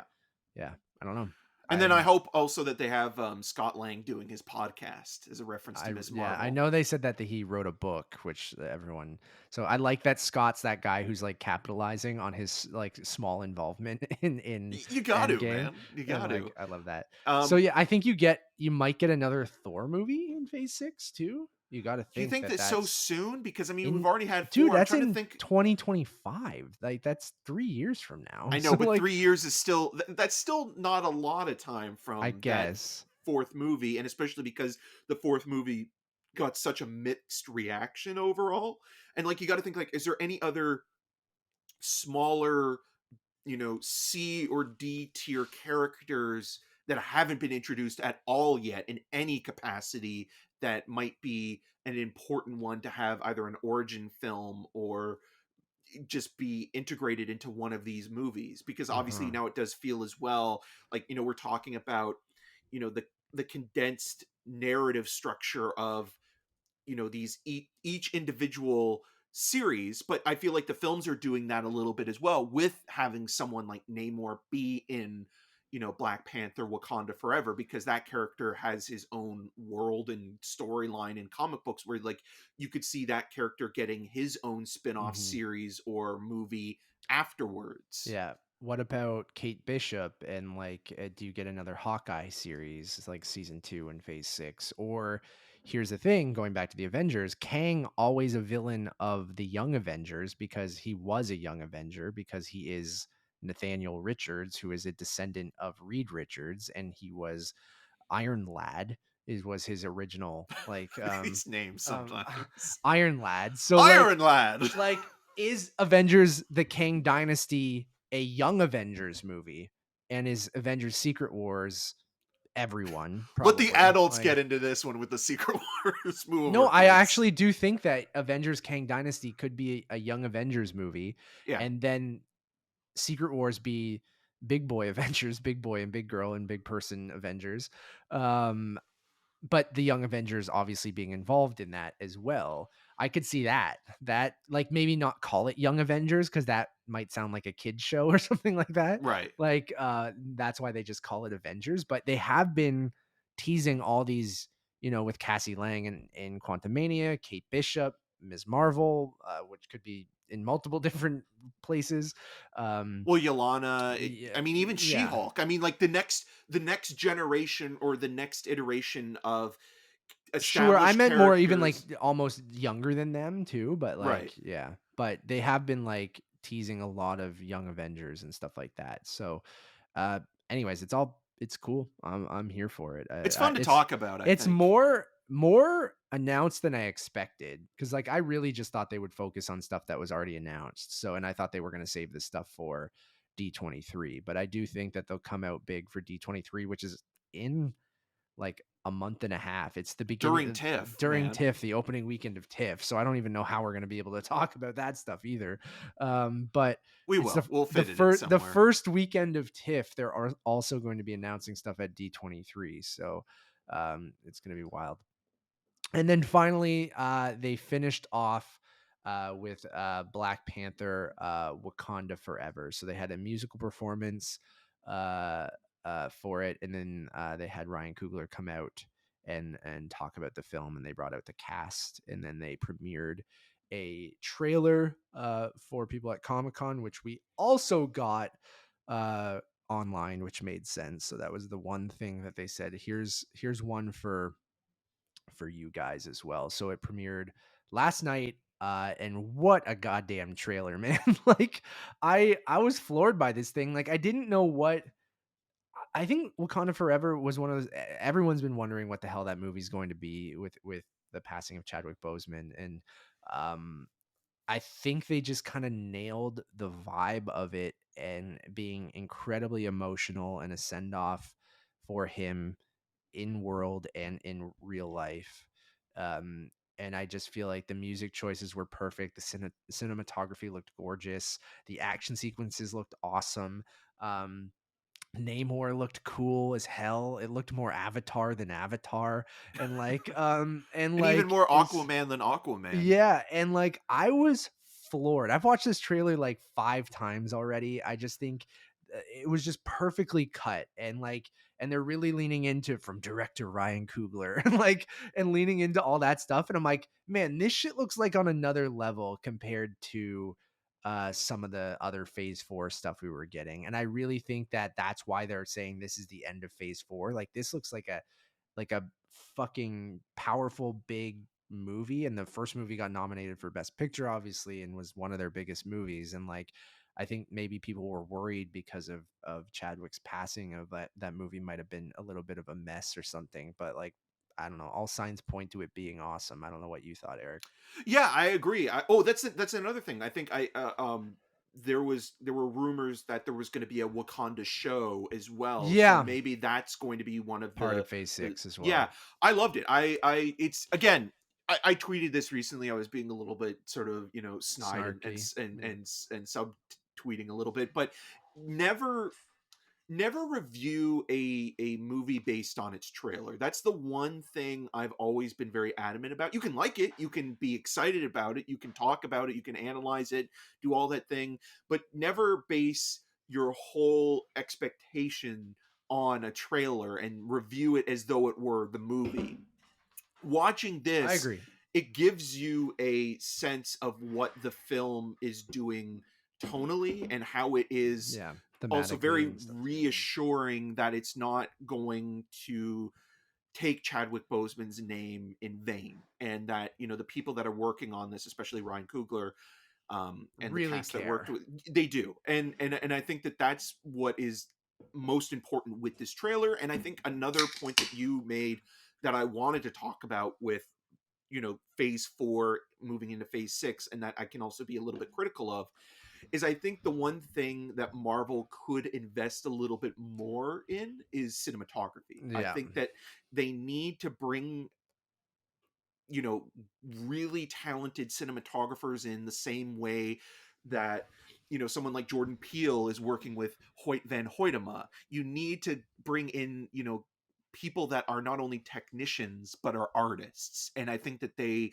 haven't done that as much. Like Matthew Libatique and Rachel Morrison are the two names that come to mind when I think of the Marvel pantheon that has been released theatrically, that have done something visually interesting, but also it looks beautiful. A lot of it, even though there are a lot of fun movies, it is very televisual. So I think having someone like Autumn Durald being the cinematographer here, who's replacing Rachel Morrison, really shows you again the visual compositions can be very stylized and still look digital but still compelling. Um, so that is something. But yeah, that trailer really does hit in an emotional way, and it also works as kind of telling you, the world of Wakanda can continue, but we will always kind of be in debt to what Chadwick Boseman started. And I think this whole movie is going to be a very loving tribute to the film. So it'll be exciting to see, and I think it will be a very emotional watch, going into this thing. And just It the was even in that trailer, man. Like yeah. I got chills multiple times, and you get that kind of that Angela Bassett monologue of her talking in that. It was just fantastic, and just seeing Although I like do wonder about that one Mhm. moment, because I love Angela Bassett, like she's amazing, but Yeah, I mean, Suri's her kid as well, right? So like she's yeah, still there, unless and I think it's Shuri a scene where like maybe Suri, like, you know everybody left thinks because she she's been goed killed or something like that for a and moment, and then she comes maybe back. and maybe she yeah Yeah, Again, she why does. that's why you don't review a That trailer, that you is know? really interesting because she does say my entire family is Yeah. gone, right? But she does say gone, not died, right? I believe so. Yeah, but Gone, I mean, in But in then in the Shuri way could she's be in delivering it, uh Oakland. I yeah, in Oakland. So maybe that's it. Like she goes to America and then that's why she's not in Wakanda or But the something. way that Or like Gone is, it yeah. just seems like dead. Like it's not Yeah. like she like Siri's still alive. If you're referencing like I understand also the emotional impact of Angela Bassett's character losing both her husband and her son. You know, like that's enough to make you feel that way and maybe forget at the moment, like, oh, you know, like Sure. someone who's not there. But again, we're over analyzing that a little bit, so we need to see the context of what that scene is really saying. But it is a very kind of showy moment for her, and again, like the technology is really cool. I think that obviously that final shot is going to have a lot of speculation to who is wearing Yeah. the suit, and then moving forward, obviously, you know, we've already talked a little bit about Ironheart, like that's going to play a really pivotal role. Yep. Namor, I think, will become a bigger part of the MCU as well, especially again, like he's had interactions in the comic books with the Fantastic Four. He's usually a love interest or sort of like a triangle with Sue Storm and Reed Richards. So that'll be kind of interesting if that ever comes up. And a lot of the part of the X-Men a lot too, right? Yeah. Um, yeah, I can't wait to see Dominique Thorne as Riri Williams. Like, I think it's such a cool character to bring in to kind of continue the Iron Man legacy with a suit that looks very similar to his and stuff like that. And I think Shuri is probably the person in the suit at the end.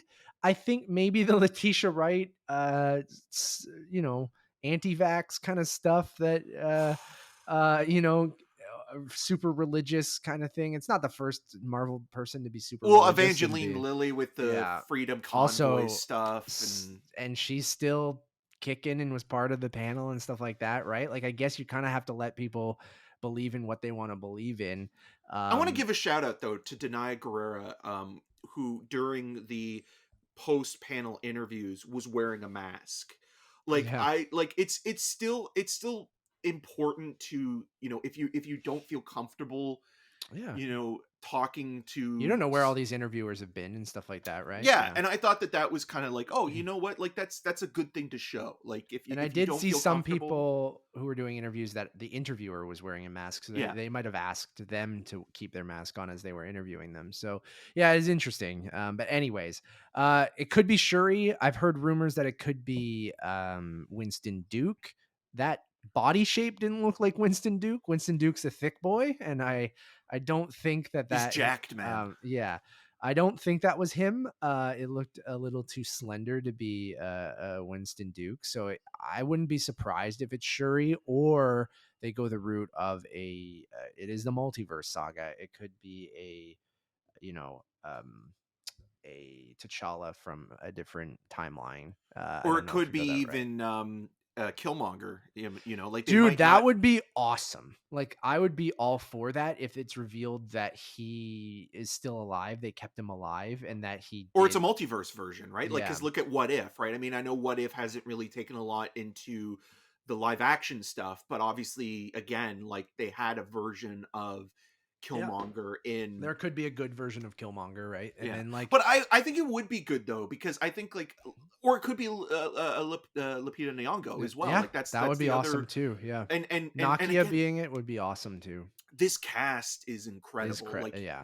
you And you know, like add people like Michaela Cole and I'm forgetting who else got added. I mean, Tano Huerta is Namor and yeah. you have Martin Freeman coming back and That's weird. Did you see that that it said his name was introducing in the credits? Someone introducing who? Tanisha Oh, Tano yeah, Huerta? Yeah, okay. Huerta, yeah. Yeah, but And he's so, been in other well, things, he was right? the co-lead in the Forever Purge, Interesting. Okay, well, you know. I guess that doesn't count to American audiences because he's been in a lot of stuff, but not really in. He was in Spectre as well. Yeah. Anyways, whatever. Um, I'm super pumped for this movie now. Like, it's the first Phase 4 thing that I think I've really been like. I mean, I think the Doctor Strange trailers were very intriguing as well. But like this just, and I've said this, Coogler, like with Creed, and it's just like on another level when it comes to the directors that they've been using. And I just I can't wait for it. I really can't. Like, it looks awesome. So Yeah, I'm Gunn really and pumped. Coogler, like out of like who's kind of left right now, Yeah. are the two filmmakers that like there's a certain amount of reassurance going into those movies that at least you'll have some of their style and some of their aesthetic and their voice coming through. Like it's not just going to be, a Peyton Reed who does the job and does Yeah. it No to the offense to him. best He's, that he it's can. But fine. Yeah. but yeah, but you can tell when someone like Ryan Coogler, who now really does have such a amazing body of work when it comes to blockbuster movies with Black Panther and Creed and and even Fruitvale Station kind of coming up on the independent scene. And so now with this, it's like, okay, like there is a sense that like he should be on that same level as a Christopher Nolan or someone like that, where it's like every movie he does you should be kind of excited for and also not worry as much, even though he was thrown this horrible sort of hurdle to kind of get over and figure out and what have you. But yeah, like those guys are, I think, the most interesting filmmakers going in. And I would say, out of like what was announced, obviously Black Panther, Wakanda Forever, Guardians of the Galaxy Volume 3, and Blade are the three films I'm most excited for of phase 4 to 6 so far.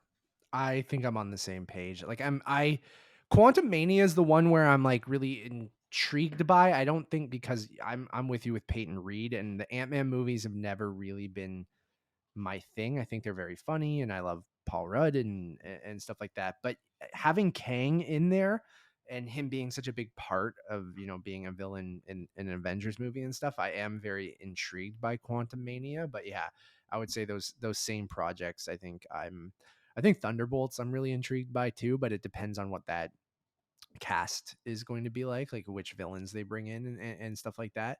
Um, yeah, and then obviously the two Avengers movies, but who knows what those are going to be, right? And then the other outlier here is, what is Sony doing with Spider-Man, right? Like, I think that's obviously never usually a part of these announcements because it is a Sony thing, and Marvel Studios just co-produces that with them, and usually kind of slots it in as an extra movie, right? Like, even though right now we only have 3 projects announced for 2024, and everyone's like, oh, that's weird that there's no winter 2024, like a November December kind of thing. So Maybe Spider-Man another is Spider-Man movie. you'd have to kind of get moving or announce that kind of soon, right? Because that's 2 years from now, 2.5 years, I guess, in the winter. So I think a Spider-Man movie could slot really nicely in winter 2024. Um, but who knows, right? I don't And know. also, I think that they have to. I mean, again, it's like a contract thing as well, and like But I that's think they can get around that with making Venom, Morbius, Madam Web, because they're Craven the technically, Hunter.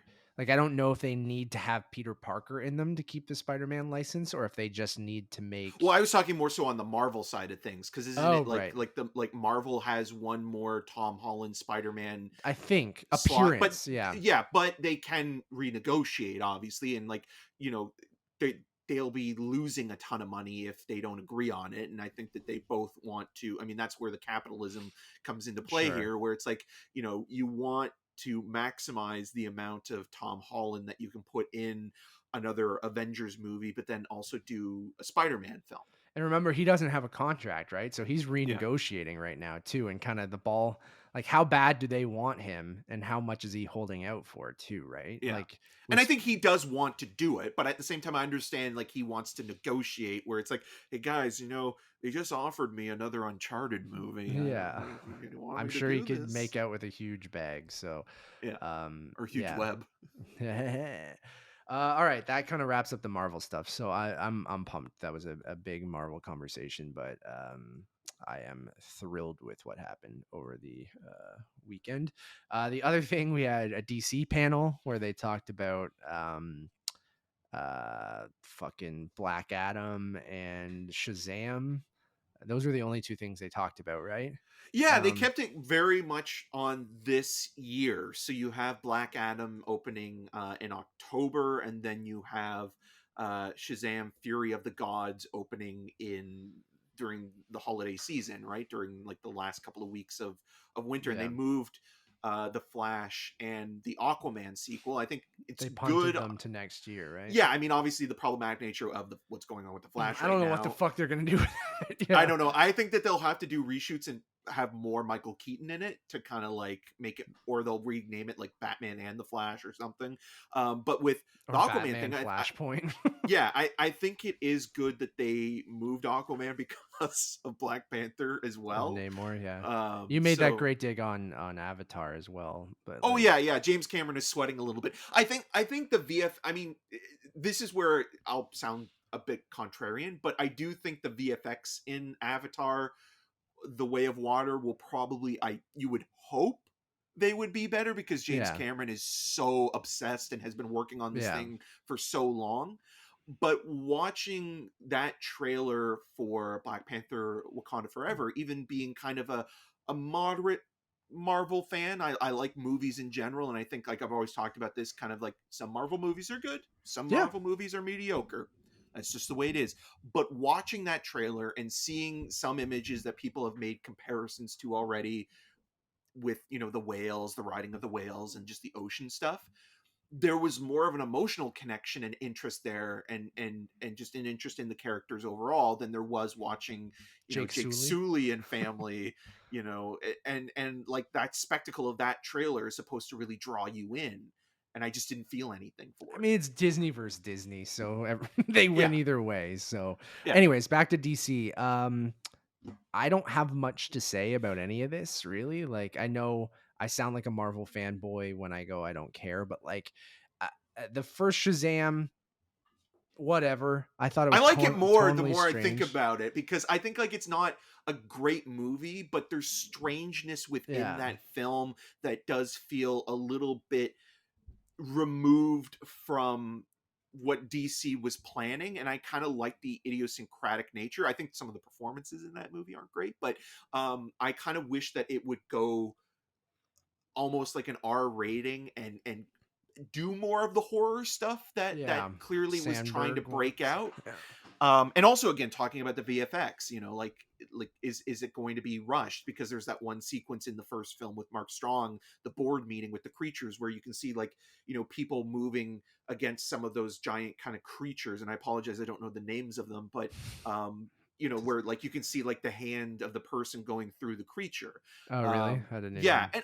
and I will say, like, you know, having people like Helen Mirren and Lucy Liu and Rachel Ziegler come in, like that, there's an uptick there of acting quality. So, Mhm. you know, you'll have that, and I think like again, like I'm not trying to like say like I'm looking forward to it per se, but I'm just trying to look at the positive side and the negative side with these movies. And I think talking about DC is just interesting as well, because DC still feels like they have no idea what the future holds, but they were reiterating, especially The Rock, that Black Adam was going to be the beginning of a new era, and like people were already talking about how disappointed that Henry Cavill was not at the There was a panel. That huge was rumor. yeah. Like Deadline put that out there, I think, right? But Yeah, and again, this is why you don't go on hearsay or rumors. Things need to be confirmed, and when it's a surprise and it happens, that's great, but when it doesn't,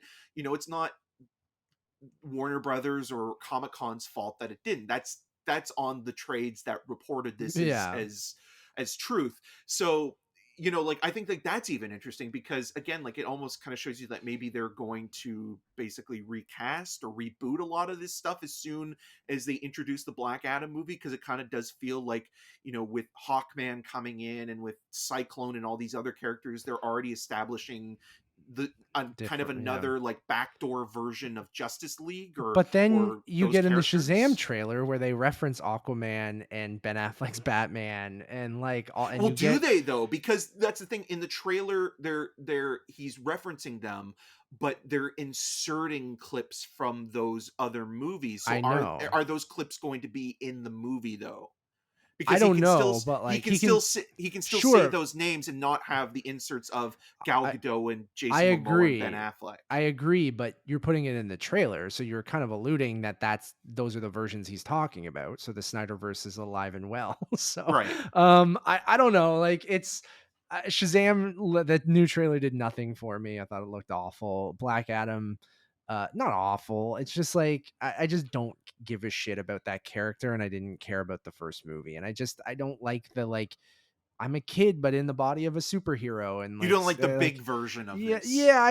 It doesn't do anything for me in You're more of a Petite Mama fan. introducing all the different versions of Shazam with the other kids and stuff, and then having Helen Mirren as the villain. I'm just like, nothing worked for me in that trailer at all. Right. And I mean, it for looks very Power Rangers esque. yeah, I sure, again, like I think that some of the new additions to the cast are better, so maybe yeah, that will help a little bit. Maybe with the kids also being able to Shazam now, like we've talked recently how much we've liked someone like Adam Brody, who's kind of gone on this new track with movies like yeah. Ready or Not and The Kid Detective, and maybe having more of him than the kid version I'm will. cool with that, but yeah, Yeah, I don't know. Like, but I agree. I'm not necessarily looking forward to it. I'm just looking for a silver lining to talk about I some of guess. this stuff. And then Black Adam again, just I love The Rock. I mean, he's again one of those guys. Sometimes makes an enjoyable movie, sometimes a mediocre movie, sometimes a Same bad as makes a movie. Netflix film. Yeah, like it's just and Jean Colette Sarah, like I think both of us, it is one of the vulgar auteurs that we kind of vibe with in the sense of like I like him bringing a weirdness to the movies that he makes, especially like even it's something like Jungle Cruise or like there's always something interesting, even if the movie itself isn't great or something like that. Where so he is that one thing that is a little intriguing about Black Adam, but the character and the people involved and it's just like everything I've seen from that, I'm like just not doing it, not tickling my taint, Eric. I just like not doing anything for me. I'm kind of excited for Pierce Brosnan because it Sure. looks like he's collecting a paycheck and having a good time. But I also agree with you where like I think the one sort of interest there or the curiosity is Jean Colette Serra because of Keep his talking. I go work to the bathroom. with So. Liam Neeson and movies like Nonstop and The Commuter and Run All Night and stuff like that. And we've already seen him work with The Rock and work with The Rock in heavily VFX um, driven sort of popcorn entertainment with Jungle Cruise, and that was kind of a mediocre experience overall. And I think part of why that movie didn't work was because it was so VFX heavy, and Jean Colette Serra has been one of those filmmakers leading up into that point, has had more of a practical, like, in camera kind of sensibility to him. Yes, obviously The Commuter has some big set pieces when it comes to um train sequences being derailed and stuff like that's where that kind of normally falls into play. But you look at like House of Wax and like that final sequence in that movie being all kind of practical with the house melting down, or even Yeah. stuff in Orphan kind of being shot in camera. So I wonder if Jean Colette Serra's biggest sort of or worst enemy here is VFX, and there Right. is a lot of VFX in this trailer for Black Adam. So maybe that kind of loses a little bit of his touch, but we'll see. Maybe there will be something in there. I don't know.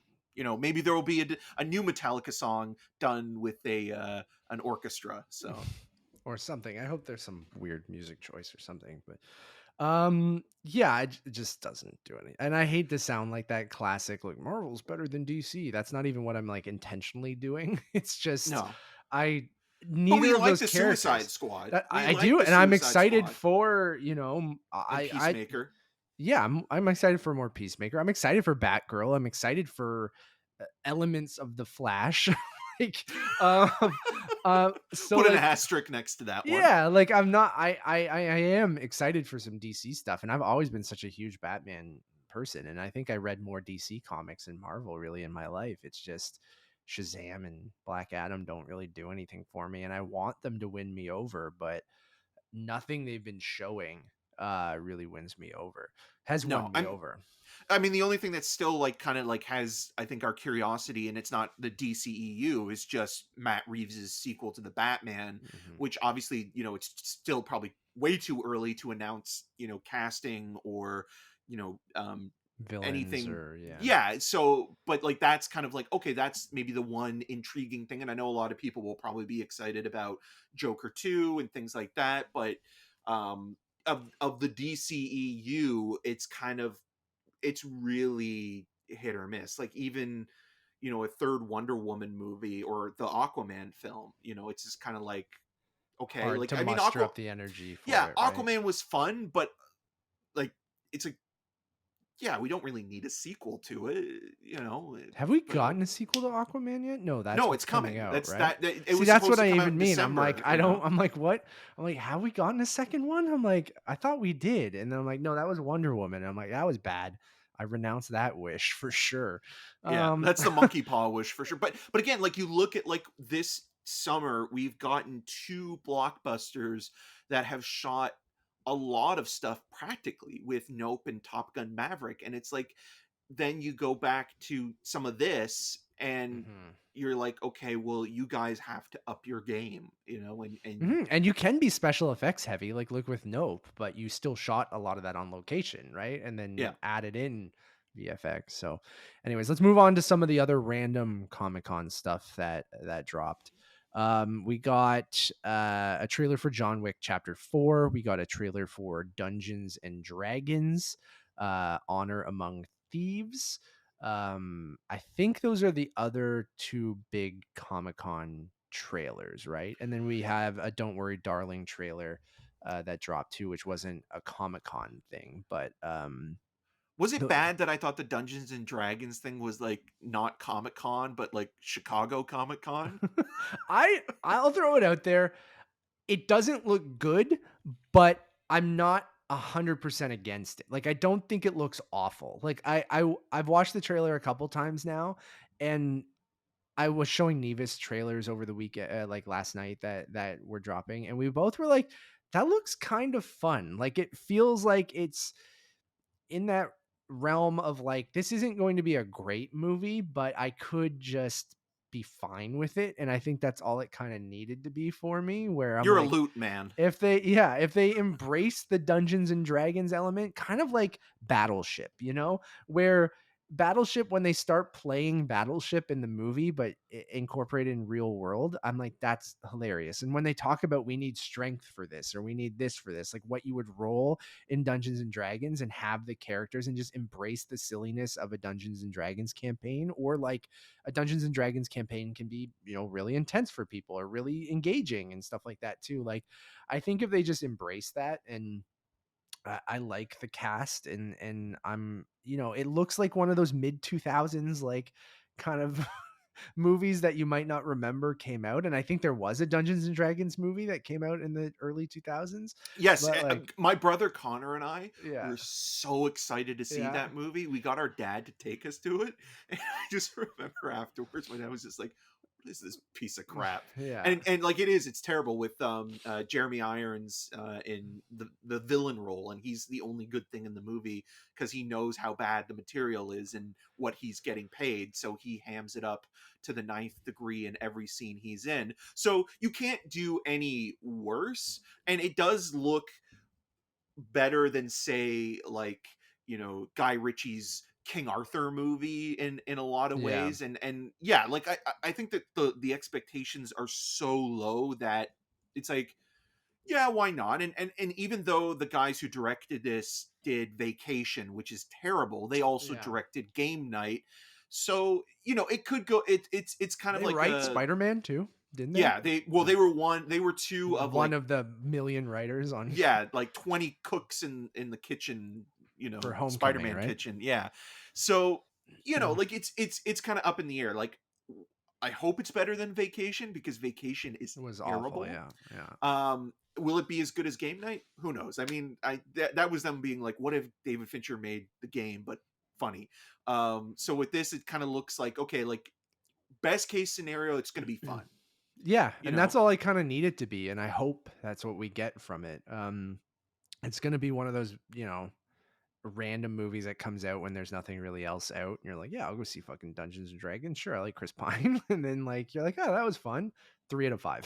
Like that's Yeah, all I need it to be. exactly. Like that's what I need it to be. I don't need it to be anything more than that, and I hope that's what I get from it.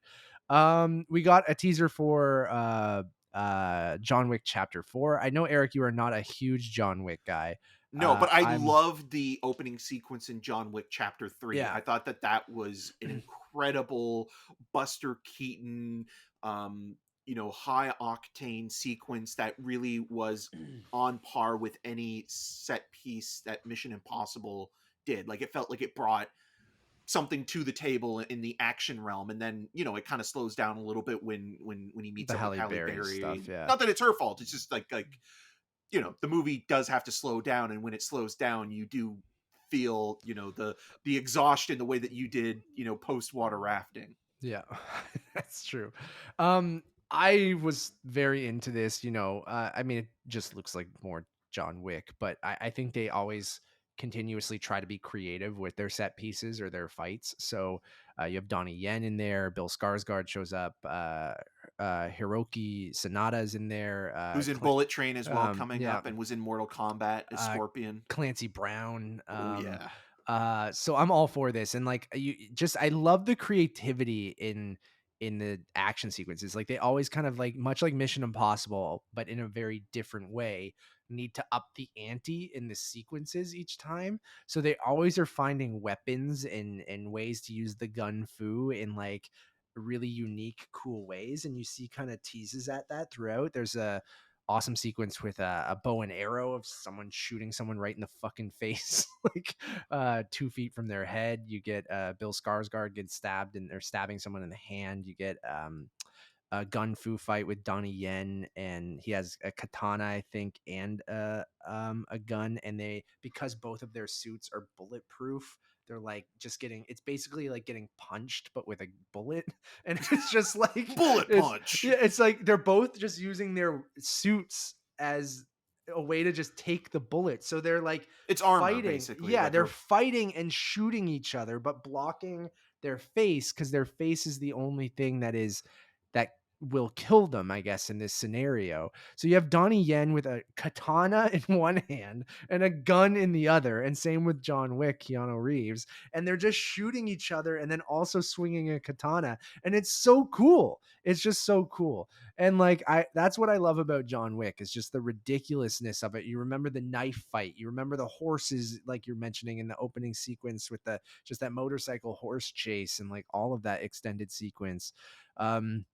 You're getting more dogs attacking people in this. You're just getting more of gun fu and sword fighting, and the bow and arrow sequence that I mentioned of someone getting shot right in the face from like a centimeter from their head. I'm all in for more John Wick. It's just like that again. All I needed is to be more of what I liked of the other movies, and I agree with you that it was starting to become a little bit exhausting. And especially when it slowed down in chapter 3. So, but if they keep that high octane action throughout, I'm all in. Yeah, and I think also like there's a little bit of intrigue with this one because of where the third one left off, is almost like a beat to be continued kind of thing, where it's like, but it also could have ended where it's like the joke is John Wick just can never die, which like if it ended on 3, because I think there's supposed to be a 5th one as well, right? And there's the spin-off series that Ana de Armas is working on right now with Emerald Fennell and as a writer, and there was supposed to be the series as well. Yeah, so the like Continental, they're trying to expand it, but so far they've only done these movies, and I think a part of why they work is because they're so simplistic. It's just gun kata with Keanu Reeves and the idea of a man who literally keeps on going no matter what you throw at him. Yeah. It's one versus everyone, and like that's always kind of been like its main sort of focus. And Yeah. so with this, it's like, yeah, like it's in that same vein now as the Mission Impossible movies, where it's like, okay, how do we make this even bigger than the last one, or how do we make it more challenging for the lead to get out of a situation where it's both like, okay, we know he can get out of it, but at the same time we have to find a way that makes it look like, okay, he's still a human being, you know. Mhm. And so that's always interesting. And yeah, like I think like it's going to be a fun, you know, late winter early spring release and what have you. And if it has one scene that's as good as that opening sequence in part 3, then like that's all I It's really worth need. it. Yeah. Yeah. Couple other non-Comic-Con trailers we got. So we got a full trailer for Don't Worry Darling, which was confirmed to be playing Venice. I still think it's incredibly stylish, looks super entertaining. I think maybe this trailer gave away too much, so if you haven't watched it, I would say just avoid it. You I haven't haven't watched watched it it. yet? I No. would just not watch it if I were you. Yeah. I think we already kind of had an idea of what this movie was, and I haven't strayed from that. And I still think it's pretty obvious what it's about. I don't know if it's even trying to be like a big reveal or anything. It probably might be, but um, I'm still pumped to see it. I think the cast is incredible. I love the vibe of it. I love the unsettling nature of the entire thing. Um, so I'm all for it. I hope it plays TIFF. I know it's playing Venice. Well, Venice announces their full lineup on Tuesday, so July Yeah. 26th. So So we'll cover that on the next next episode. But episode, if like Ryan Hancock's here, he can listen to yeah. us for like 20 minutes Oh, talk about. he loves film festivals and stuff Yeah. too, and he'll want to know what's coming to TIFF. So, which we'll get to in a second. But there was an article on one of the trades, Variety or Deadline or something, that did say like, here's what is probably going to be playing That was Venice. Variety, and Variety, yeah. that was weird because that article kind of felt like, at least the headlines, and again, it's all clickbait kind of stuff, but it felt like it was like, here are the films that are playing. It's not like these are the films that will probably play. Like it almost felt like it But was then like, Olivia Wilde did share it, right? So like it right. is like, I'm sure a Oh, and lot of it was right. there's truth in that. Like it's like some of it is very obvious where it's like, okay, yeah, like I can see, you know, Darren Aronofsky's The Whale playing, or Paul Yeah. Schrader's Master Gardener, because he's going to be given an award at the festival. I mean, like you kind of have to look at like how For things. best Facebook posts. God, he does have. Sometimes they're just like, Paul, nobody asked you. Please keep that to yourself. Yeah. And then sometimes he's at a Taylor Swift concert, and it's like, good for you, man.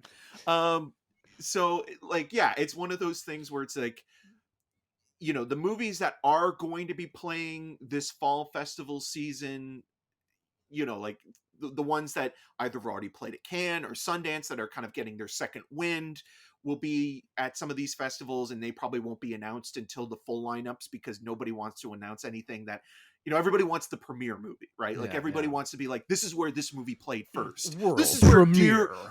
Dear Evan Hansen played first. I saw it first. Exactly.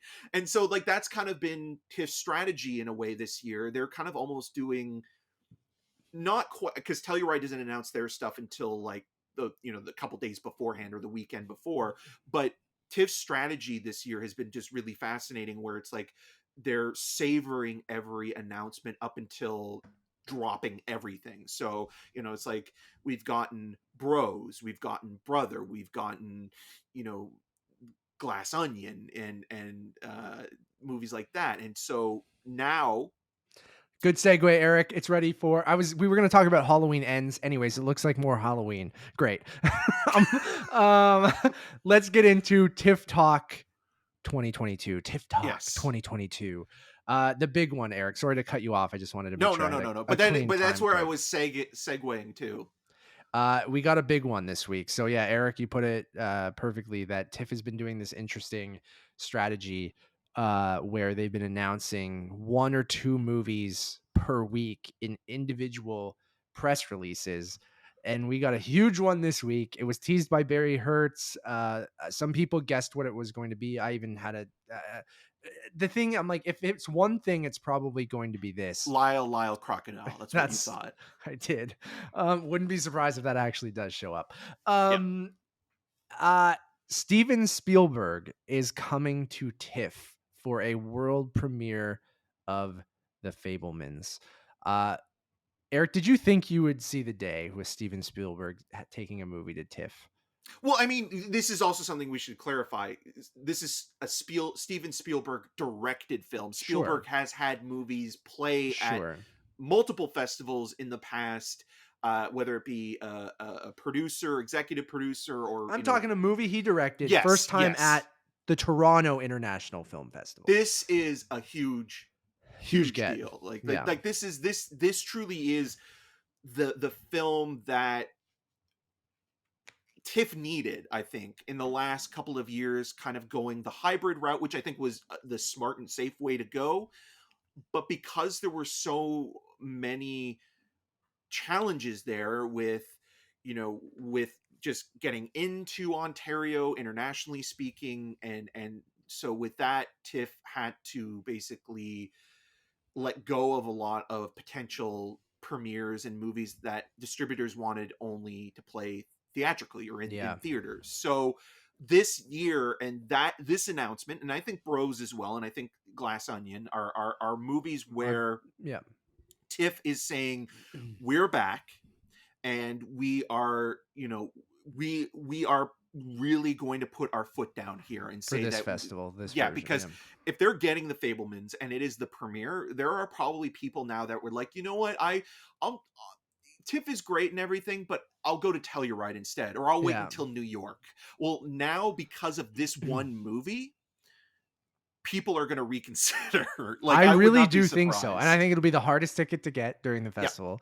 And it's bonkers. It's really bonkers to me. Like, it really caught me off guard, even though after Barry Hertz tweeted that, I was like, oh, he's probably talking about Spielberg, but really? And then you're like, I know I made the Lyle Crocodile joke, but like, still watch it happen. It's going to play the festival. Well, it has Shawn Mendes as the voice of Lyle. It's going to play. Crocodile. It's playing. I made a joke. It's not going to be the opener, like I said, but like it will play. Probably going to be better than Dear Evan Hansen, but yeah, what isn't? I think this is gigantic. Really, it's probably the world's most famous film director, right? One of the greatest of all times, one of the goats. Bringing a movie to TIFF for the first time as a world premiere. So it's not like, oh, it played Venice, oh, it played Telluride, like you said, and then it's also coming to TIFF as a North American or Canadian premiere or something like that. Like, it is the world premiere of a Steven Spielberg movie about a semi-autobiographical movie about his childhood. And I think, like, with the, it's got all the Spielberg things, John Williams score. It's like, it's Kaminsky doing the cinematography, right? And like, it's just, it's gigantic. You got Michelle Williams, Paul Dano, Seth Rogen, more. David Lynch. Oh yeah, David Lynch is in it. Oh my God, is he? Here's the thing, Eric. That secret David Lynch movie that's been rumored might be part of the Venice lineup. Like, if he's already coming for the Fabelmans, okay, could happen. I can't wait, man. Like, it's shaping up to be like a huge year for TIFF, and I feel like with this being announced, like, anything's on the table. Anything's on the table now. Well, it also shows you, like, with both the Fabelmans and Bros, that they really have a good relationship with Universal. And Dear Evan Hansen last year, right? Yeah, I mean, it's almost like, we're sorry for about you, Dear Evan Hansen. We'll give you the Fabelmans this year.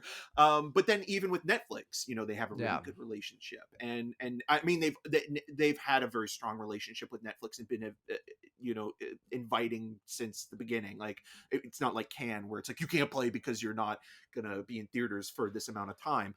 But yeah, The Fabelmans is one of those movies where this is truly a once in a lifetime opportunity, and for Spielberg to choose TIFF, this is going to help the Toronto film scene in a huge way, because it's going to attract a lot of attention.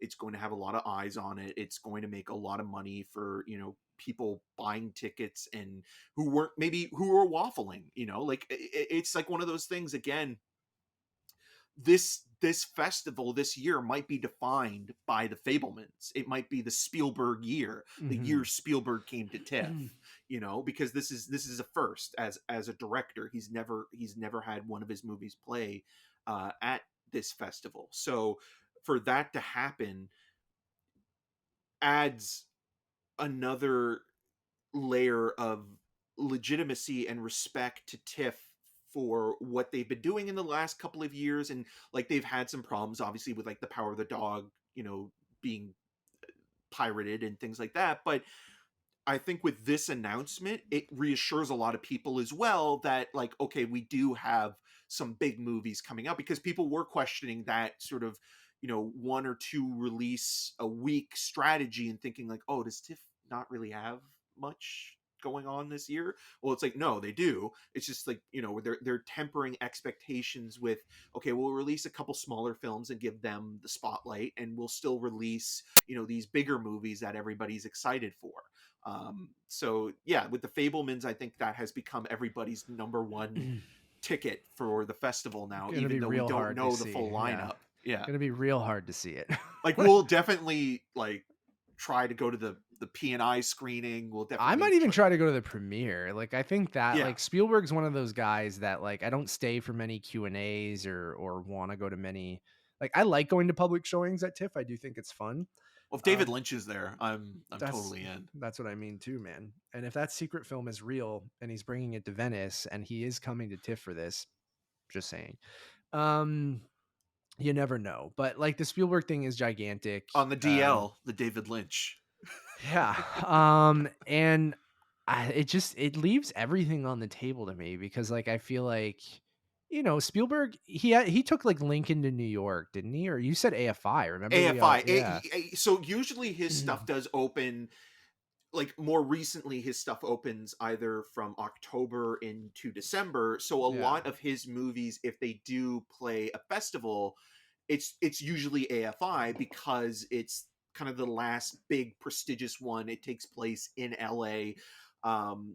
Like he doesn't usually, he doesn't need to be a festival guy. And No. I think he's always been smart with like, or considerate, because like, he's like, guys, you don't need to have me at the festival, even though people want his movies at the festival, because it takes away from other, like, one of the big points of a film festival is to spotlight, up and coming talent, breakthrough filmmakers that are of a tour status, but maybe don't have the recognition or name brand that a Spielberg does. Scorsese and Spielberg can do that. They could do that every time they have a movie come out. Yeah. But they don't have to. Where someone like Darren Aronofsky, for example, even though we know who he is, he's not like a household name. Yeah. No, and having that buzz or that cachet of playing at a festival and being acclaimed helps, Totally. But then I think Spielberg coming does help those other movies too, to your point of it being, and the like, festival as a whole. Yeah. So I really do think it is a good get and a good thing. Like, I think if something else is premiering around it or things like that, like, I think it does really, really help. So yeah, the Universal TIFF relationship has been growing in recent years. So I wouldn't be surprised if you get other like Focus Features movies too, like Armageddon Time, and I don't know what else Focus has. Tar, which is Todd Field's movie, which I'm really excited about. His first film since 2006 with Little Women. Wow. Or Little Children, pardon me. So, yeah. His Little Women movie would be really dark and weird, but Little Children, which is also a great film, which we didn't even talk about in our most anticipated films of this year. So I almost forgot. It should be an interesting festival, man. And I wonder now that they've like, will they put out a press release with more? Are they going to continue to do this? This is something we speculated like in our previous ones of like, this felt like a big one that deserved its own press release. Yeah. I'm surprised it's not the opener or something like that. Like no, the judge is the opener. Yeah. And again, anything can happen now. Like if they're going this big, like, or maybe this is going to be the biggest thing, but But it shows the other studios that maybe they're still in negotiations with some of their films. It's like, oh, you know what? We were thinking about having our film premiere at Venice or Telluride, but then they see this come out and they're like, well, Could go the people other are way going to though be too, of there. being like that's going to be the thing people are talking about. Maybe we don't want to be second Right. fiddle. It'll Uh, overshadow it. we don't want to be, oh, the Fablemans was there, but also whatever was there too, right? So I can't wait to see what else is going to be there. So this was a big one. I know I was one of those people that were like, okay, yeah, these weekly announcements, like some of the movies, yeah, I appreciate you putting a spotlight on smaller movies and things like that, but it's not stuff that's getting me going per se about TIFF. They're movies I want to see and I will check out at the festival, and I love seeing, stuff from up and coming filmmakers or smaller movies or even Canadian stuff and all that Or stuff. from Like a I pitch like, upon where Sitha cool. yeah, like I love mixing in a mix of big movies, little movies, and everything in between, right? Like that's one of the fun parts of TIFF. Yeah, it doesn't, it ends up being like you see 40 movies and 10 of them were really great and are good, and a lot of it ends up being like, that didn't really vibe with me. But um But at least it's you give something a try. I yeah. think that is so important when it comes to the film festivals in general. And we've talked about this plenty of times where it's it's a time of year where it's like, yeah, there's going to be high profile movies and things like that, like the Fablemans, and we're both really excited for it. But it's also a time to allow yourself to take a chance on something, and even if you don't end up liking it or hating it, at least you gave Yeah. something a chance and were willing to discover a different way of filmmaking and a different a voice that's coming through and from different parts of the world. Like, I think that's the other thing that we always kind of take for granted or don't understand, that like filmmaking isn't just a North American thing. Yeah. And like, like, yes, there are subtitles, but like that's a part of the world. Like, I want to see films from, Iran and Italy and Romania and all around the world, and like, these 2 weeks are that opportunity to allow yourself to watch something that you wouldn't otherwise see. And if you only watch the populist stuff, which again, there's nothing wrong with that. I'm as excited for all of this too. You're just doing yourself a disservice. And I think you need to open yourself, especially when, we're doing something like this as a podcast. You need to know your audience, obviously, but you also need to be open-minded to talking about something, even if you're scared that you might come off as ignorant. You still need to open your mind and have a Totally. new experience. It's because like I can be the more populist, of the But you two of you us, go and but see Memoria. Like, that's the thing though. Like, you are still, like, you do not give yourself enough credit for trying. oh, I do, You yeah. And try new there's things. certain things I think like all people who love movies should just mix it up a little bit. Like, and you can still stay within your wheelhouse and still review the things, and or you don't even not even professionally. I just think people who like movies is like, yeah, just once in a while, go try that other thing. And I think a film festival is a good way to do that, right? Because it's easier access to this stuff. Because I feel like I'm guilty of it too. If you don't go see it in theaters, then maybe you don't watch it at home. And then a lot of these movies won't get theatrical releases around you or things like that. So a festival, if you're coming to the festival to see the new Knives Out movie or the new Steven Spielberg movie, is like if you're coming to a festival, sprinkle in a couple other things that are random or maybe from a filmmaker you've heard of but you've never seen one of their movies. And like that's how I got introduced to a lot of these uh different filmmakers that, like you keep bringing up Memoria, but like I The hadn't seen Tribe. Like, look at the something like the that. Tribe rules, man. It rules. So like, yeah, just see other things, hear what other people are talking about, and go, oh, this movie was really good, even if it's by someone you have no idea who they are. Like, go check it out. And that's why TIFF rules, man. I can't wait. I wouldn't be surprised if Fableman's now shows up at other festivals too. Like it could be like the centerpiece at New York as well, or another festival. But Yeah, I would say New York would, unless like it plays and then Telluride has it like afterwards. But I don't know, but like, because Telluride's like, always before, so there's no well, way. they Yeah, overlap, right? Like, that's sort the of. thing. Yeah, So like Telluride kind of either is usually right before TIFF I thought begins. it was always the long weekend, so it ended right before. Oh, okay. Or maybe in past years there's been some overlap, Maybe because I always thought that it was like Venice, I one or always thought two. there was overlap. Well, Venice starts at the end of August, right? Like Venice usually starts at the end of August and then goes into the beginning of September and almost like ends right as TIFF is beginning.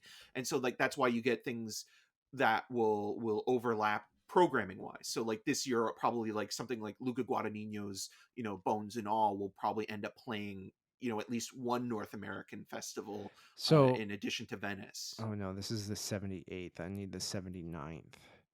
August 31st to September 10th. So there's only the 8th, 9th, and 10th are overlap Yeah. for Venice. And then What's Telluride, Telluride? I'm Googling it now. Festival Goggle it. 2022 Your Walton goggling is is it? is September 2nd to the 5th. So Telluride is before. Okay. And it's shorter too. Yeah, So it's only like a couple days long. So they Yeah. will not be getting the Fablemans, but I would not be surprised if the Fablemans does play New York afterwards, and it'll be an American premiere. Yeah, which is New York is fine with doing that. They've done that before. It'll still be they don't care. They love sloppy seconds. Yes, exactly.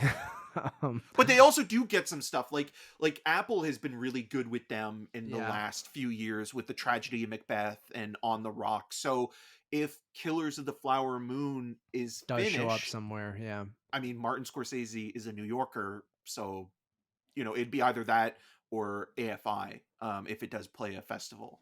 Yeah. I'm excited, man. It's getting close. We're almost in August. Like, I know. Where does the time go, man? I don't know. We're gonna I'm wondering too, inside baseball stuff. Like Eric and I usually screen stuff in August, at least in previous years. The COVID era, not so much, right? But now that stuff is coming back, will we screen some of this stuff beforehand, which is exciting. But we're still trying to figure out too what we're gonna do.